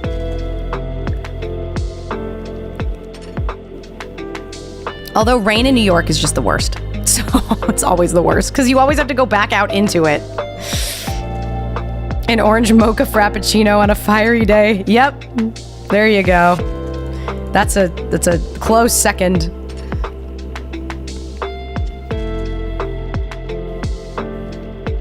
Anyway, that's all I really have to say about the book, you guys. I know I spend most of my time just summarizing it, but I feel like because there's a lot of people that join these chats who haven't really read the books, I feel like I'm doing a disservice if I discuss the books without summarizing them. I know with Carl's Doomsday scenario, I mentioned my favorite moments. I can't do that with this book because the whole thing was my favorite moment. Like the whole thing. I literally was reading this downstairs and I had put off reading it for a while, and then I basically was like, okay, fine, it's finally time to read it. And I think I was in a bit of a reading slump, and I started it, and I was like, it immediately, within a chapter, got me out of my reading slump. And I was like, oh yeah, it's Emily Henry. Like, why did I put this off? Why did I doubt that this was gonna fix my reading slump? And the whole time, like, I was just cackling, tearing up, kicking my feet, giggling, like having such a good time. And Tyler was, next to me gaming, and he was just like, what are you reading? Because it was on my Kindle. And I was like, I'm reading a book from one of my favorite authors. And he's like, oh, okay. And then there were multiple times, like, this might sound so sappy, and maybe like some of y'all will roll your eyes at this or think this is gross, but like when I read a really good romance where I like love the relationship between the two characters, or I really like the guy, which I loved their relationship in this book. I really loved Nora and Charlie's dynamic. I can't help but like I'll like look over at Tyler and like swoon at him a little bit, and I'll just be like smiling looking at him. And so at one point he looked over at me and he saw me smiling at him, and he's like, what? I was like, oh, nothing, I just love you. And he's like, okay. He's like, what? Oh, is it the book? I'm like, well, it's just reminding me of how much I love you.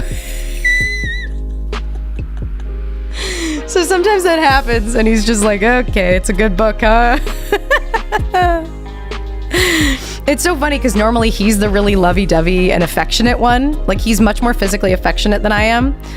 But every once in a while when I'm reading a good romance, I'm just like, baby, I love you so much. And he's like, okay, yeah, you're reading a good book, huh? Anyway, I know that that's like gag-worthy to some of you. It's probably like, okay, wow. But I just had to be honest. That's really cute. I mean, some people it's probably really cute. But he just laughs at me. He's like, all right, love you too, babe. Oh, also, this is like totally random, but like, I just wanted to share this with you guys. I always scare Tyler without meaning to, for some reason. Like, I walk around the house, and I guess I'm really quiet when I walk around the house. I'm not trying to be, I startle him all the fucking time. So, and like the last 2 times I startled him, he screamed bloody murder when I walked around a corner. Like you'd think I looked like a fucking monster the way he screams when I enter a room sometimes.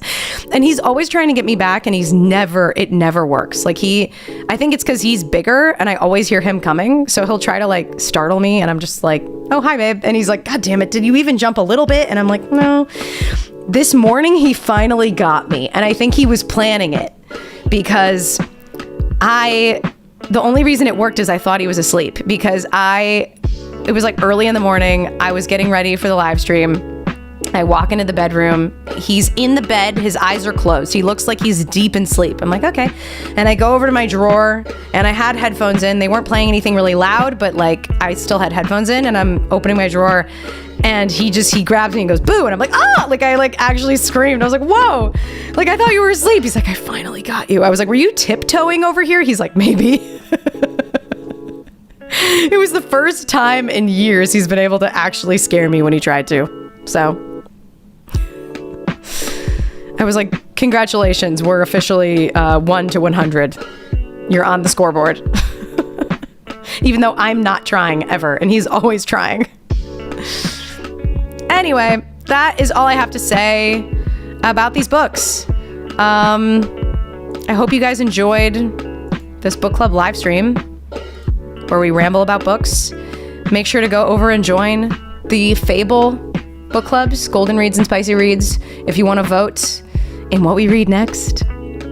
I'm so excited. Also, I have started filming long-form content, bookish content that I'll be posting on this channel. If you're watching on Twitch, I'll be posting it on my Natty Gold YouTube channel. I'm very excited. I just feel like I've been more inspired to make bookish content recently. So,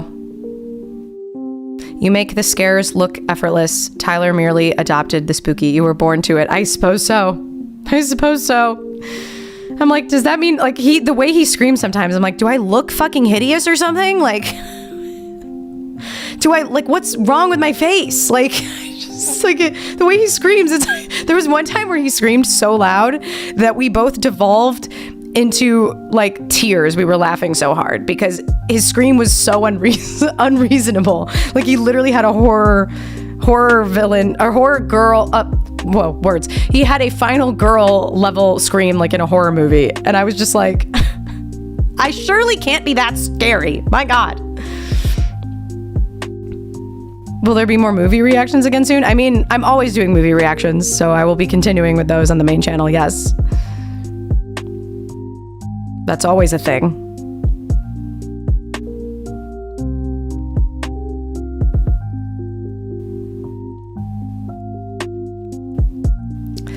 But that is all I have for this book club live stream. Have you read manga? No, I've never read any manga. What will be on the schedule? You know, I'll give you a hint. If you're not on Patreon, Aardvark, you won't. If you are on Patreon, you'll know this. But if you're not on the Patreon, there was a quote mentioned earlier, like somewhat recently, that was from a movie that will be released next on my YouTube channel.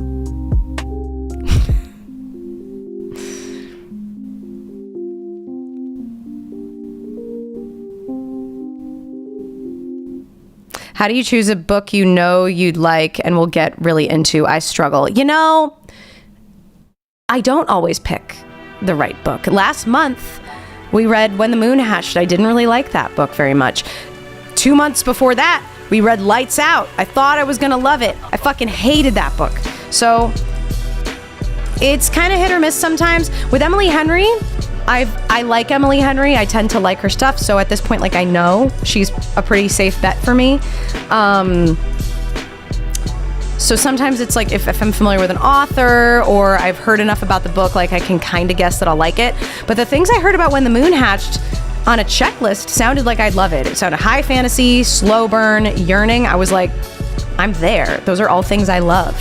I hated it in When the Moon Hatched. I hated the execution of that book. So it's hit or miss sometimes, you know? But I still generally enjoy reading bad books and talking about bad books as much as I do good books.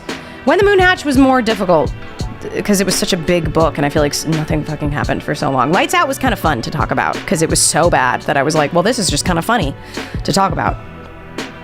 Baggy, thank you for the 43 months. I love to see the passion you have for books. Yeah, I just have a passion for stories, you know? And lately I've just been really into reading. Oh my God, you guys. One thing I have to tell you before I go. Guess how many books I've read this year? It's a lot. This year so far, guess how many books I've read?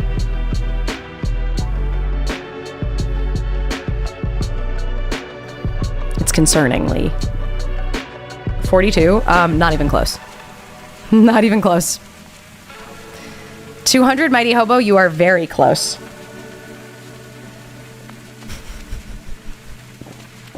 Very close.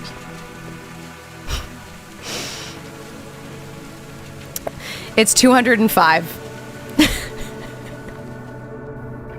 Oh, owl meat. Holy. You need to finish the message. You just wrote holy. That's a lot. I know. I know. Almost one per day. Yeah. Yeah. That's cool. Is it? I don't know. It kind of sounds like I don't have a life. And that's because I don't. Damn, I wish I got into books like that. Well, here's the thing. So here's what I'll preface with. And also, I DNF'd. Let's see how many I DNF'd this year. Because those are books that could have counted that didn't count towards the reading count. Let's see. Where is my DNF section? Hold on. I have to find the DNF. Where is the DNF section? Used to be available right here.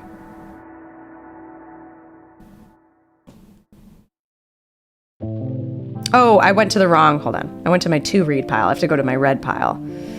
DNF books. And now I have to count the ones I DNF'd this year. Because it's well, maybe I can filter it. Hold on. Can I filter it to this year?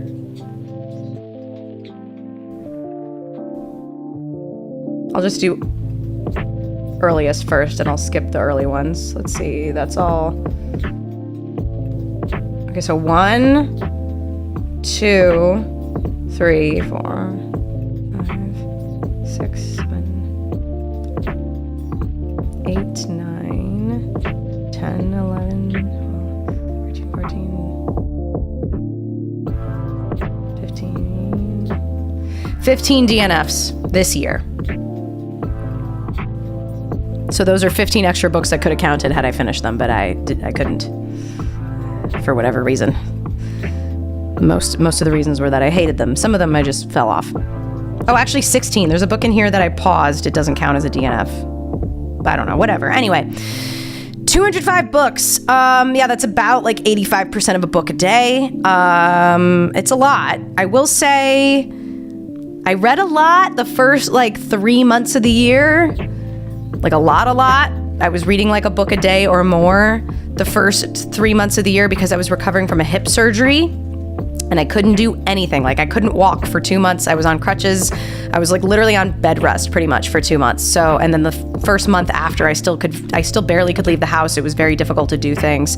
It wasn't until like the 4-month mark that I started being able to like work out, do more stuff, travel.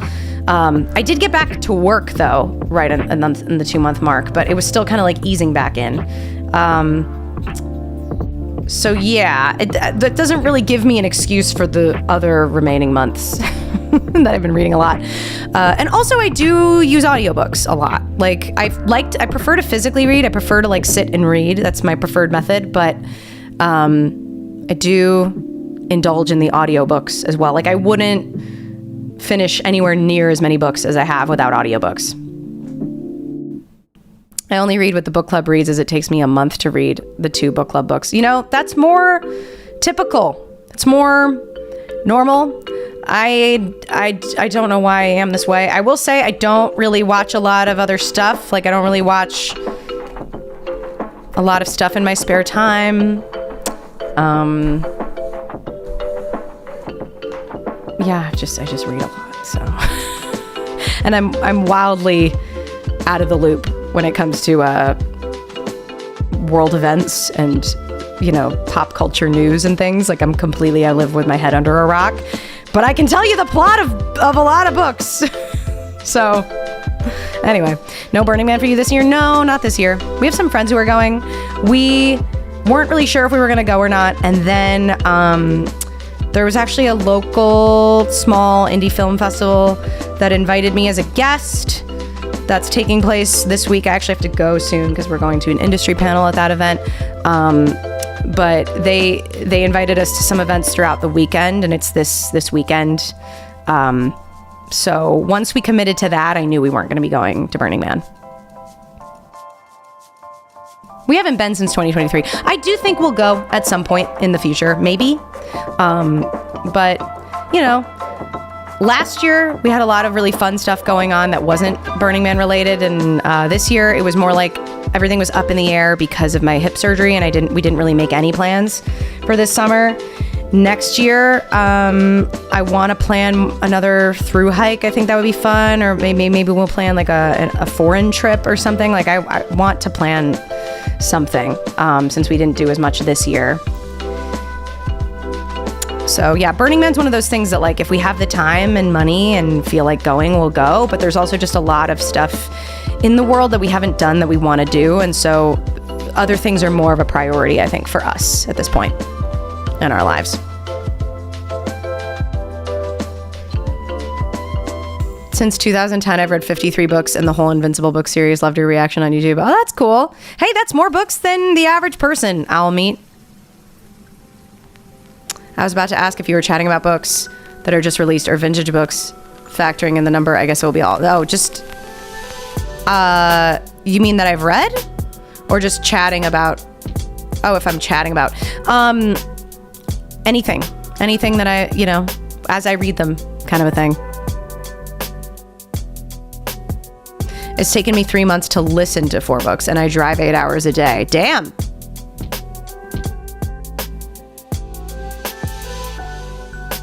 Being out of the loop in world events is not a bad thing. Mental health wise, yes, Baggy. Yeah. Here's the thing, like that I've discovered is that like it's only positively impacted my mental health. And if there's something I really truly need to know, I'll hear about it. People will inevitably bring it up to me and then I can look it up. Like I've heard about like some things in recent events, but like in general, I don't really mind being not that in the know and finding things out later. I think I'd rather be, less relevant, less trending as a creator, less, aware of stuff and find things out later and protect my mental health from doom scrolling, I have never seen The Name of the Rose. I've never even heard of it. I love movies and read Ready Player One. I've heard Ready Player One is a good book. I watched the movie before it came out and was kind of let down, so next time I'm not going to do that. Yeah, I will say it's rare that a movie does better than the book. Not unheard of. I've never read Project Hail Mary, but I feel like from what I've heard about Project Hail Mary, I feel like they're probably evenly rated. Like people seem to really love the movie and the book. I will say for Lord of the Rings, I think the movies are better, to be honest. It's one of those rare examples where I think the movies are better than the books. But usually the book is better.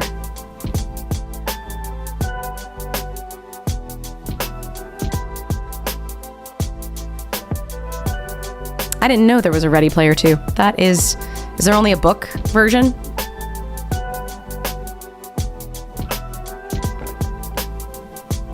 Oh, my throat is so tired from all this talking. Because I was talking for an hour before this with the patron, the gold standard live stream. I talk so much on book club live stream days, my throat is always like, oh. The Harry Potter movies were amazing. They were, that's true, but there are things those movies missed from the books, and there were things in the movies that weren't as good as the books. Like Ginny in the books is way better than in the movies. So there's certain things about the movies that aren't as good as the books. But the movies were still great. So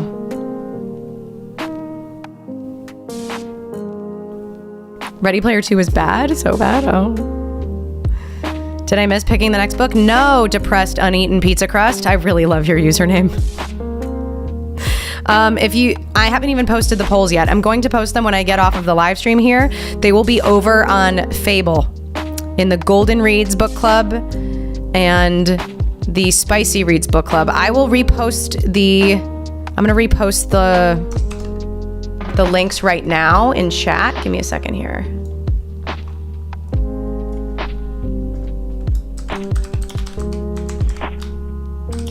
Give me a second.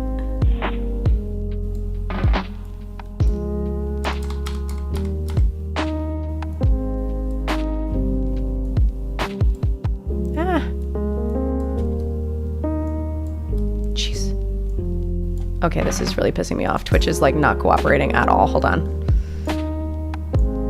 I'll do it in YouTube too. Oh, that didn't fix anything. That's great.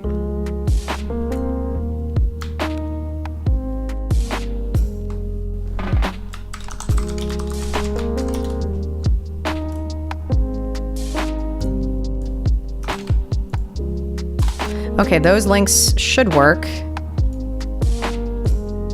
Make sure they do, because I just posted them on Twitch. Yeah.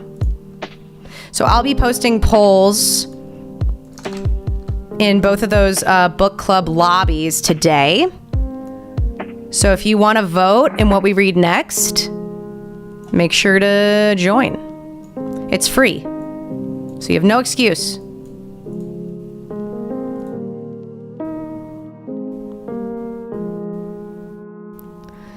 How do you think the summaries went this month? We enjoyed them. I think it went a lot smoother than last month. Last month, I didn't really write anything down, and I just went purely based on vibes and memory. With this, I took more specific notes so that I could like kind of keep things efficient. And I still talked about the books close to an hour, but I feel like I shaved a good 15 minutes off of the summarizing, which I needed to do. I think taking notes helped. Writing down favorite quotes, favorite moments helped. I think what I'll do now that I feel like I'm really starting to understand like how I want these live streams to go will be to order the books so I have physical copies and can annotate them as I go on. Because again, the chapter discussions on Fable don't really work for my brain, but I know that a lot of people like them. So I'm happy that they're there, but that's just not how my brain works. Like I get inspired the minute I read a quote and want to write something down about it, but I don't necessarily, the minute I stop a chapter, my brain just wants to start reading the next chapter. Like it doesn't want to stop to discuss anything. I want to read the next chapter right away. Like I have impulse control. As you can see, I've read 205 books this year. Obviously I have impulse control when it comes to reading.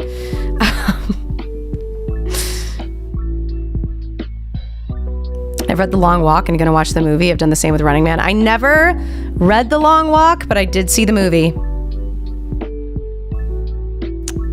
It was fine. I think it was kind of hamstrung by the premise, to be honest.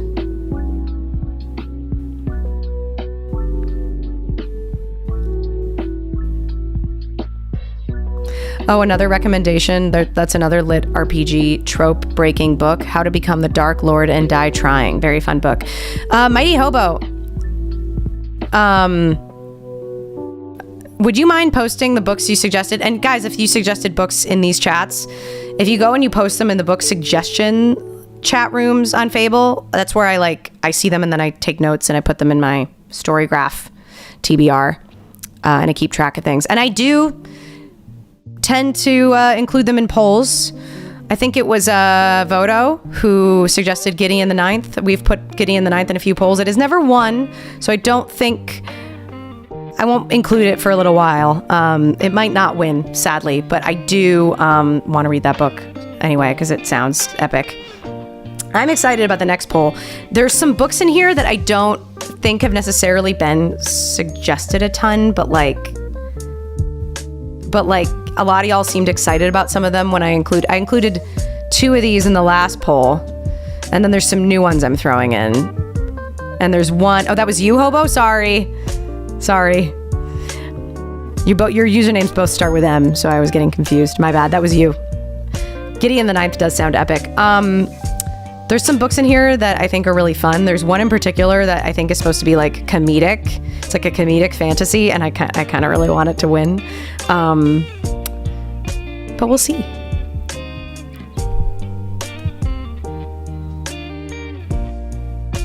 No, that's just a book club, Aardvark. This is a book club live stream. We're talking about books. If you want to vote in the polls for movies, you got to join the Patreon page. That's where there's polls for movies.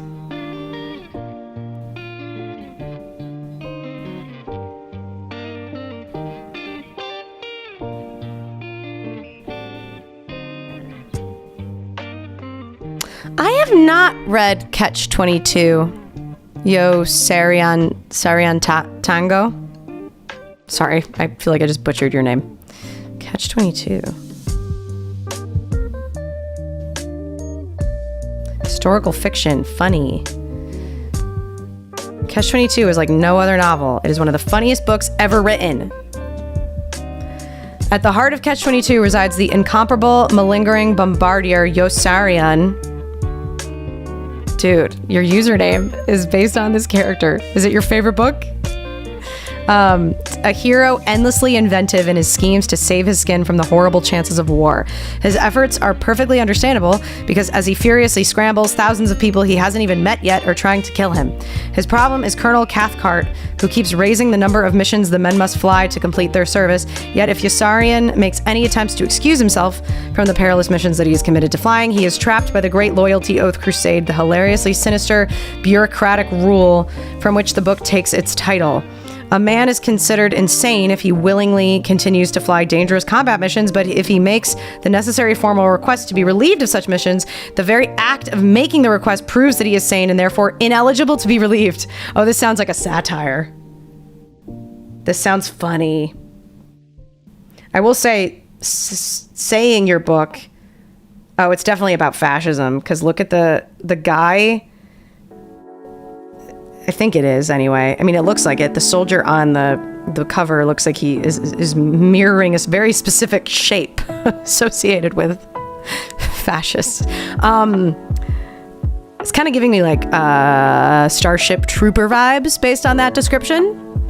It sounds funny. I will say I'm hesitant to believe any book that says it's the funniest book of all time. I'm like, that is very subjective. But I'll consider that. It sounds interesting.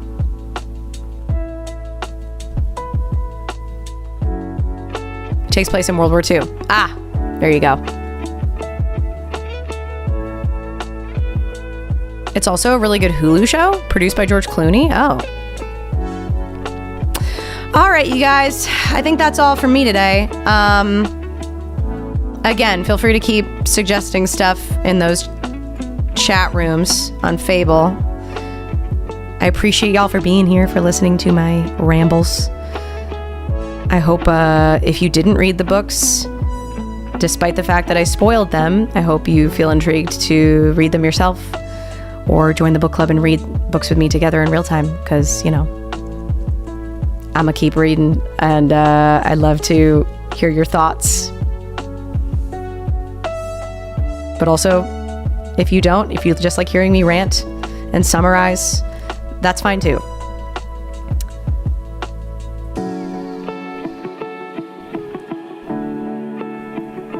The Hulu show is a little different, but the tone is perfect. Okay, cool. That sounds fun. I don't think I ever read Slaughterhouse-Five. I feel like I read a Kurt Vonnegut book, though, in high school, and I don't think it was that. But it must have been, right? Like, I've never heard of any of his other books. I have no memory of Slaughterhouse-Five, so if I read it, it's completely gone. You know, it's a video idea that I had that I thought that I kind of want to make. It's a longer project, but it's a book where I reread all of the books from high school that I either like hated or liked, and see how I feel about them now as an adult. I just reread all the high school mandated reading. Not all of it, but just like maybe 5 or 6 books, you know? Things like Catcher in the Rye, The Great Gatsby, Sulia. Is it Sulia by Toni Morrison? Sula? I remember liking that book, but don't remember a single thing about it. Into the Wild was another book that I remember liking. Catcher in the Rye, I hated. The Great Gatsby, I think I kind of enjoyed. Another one like Lord of the Flies, that would be a great one to subject myself to again, Of Mice and Men. Like, I think that'd be a really funny book idea, or funny video idea, just re-traumatizing myself with some of those books. I also want to do a video. I also want to do a video on reading the entire Zodiac Academy series, which is very different from the video idea I just suggested. Anyway, appreciate y'all for being here. Thanks for hanging out. I hope you have a good rest of your weekend. I gotta go to an industry panel event thing, but take care. Bye.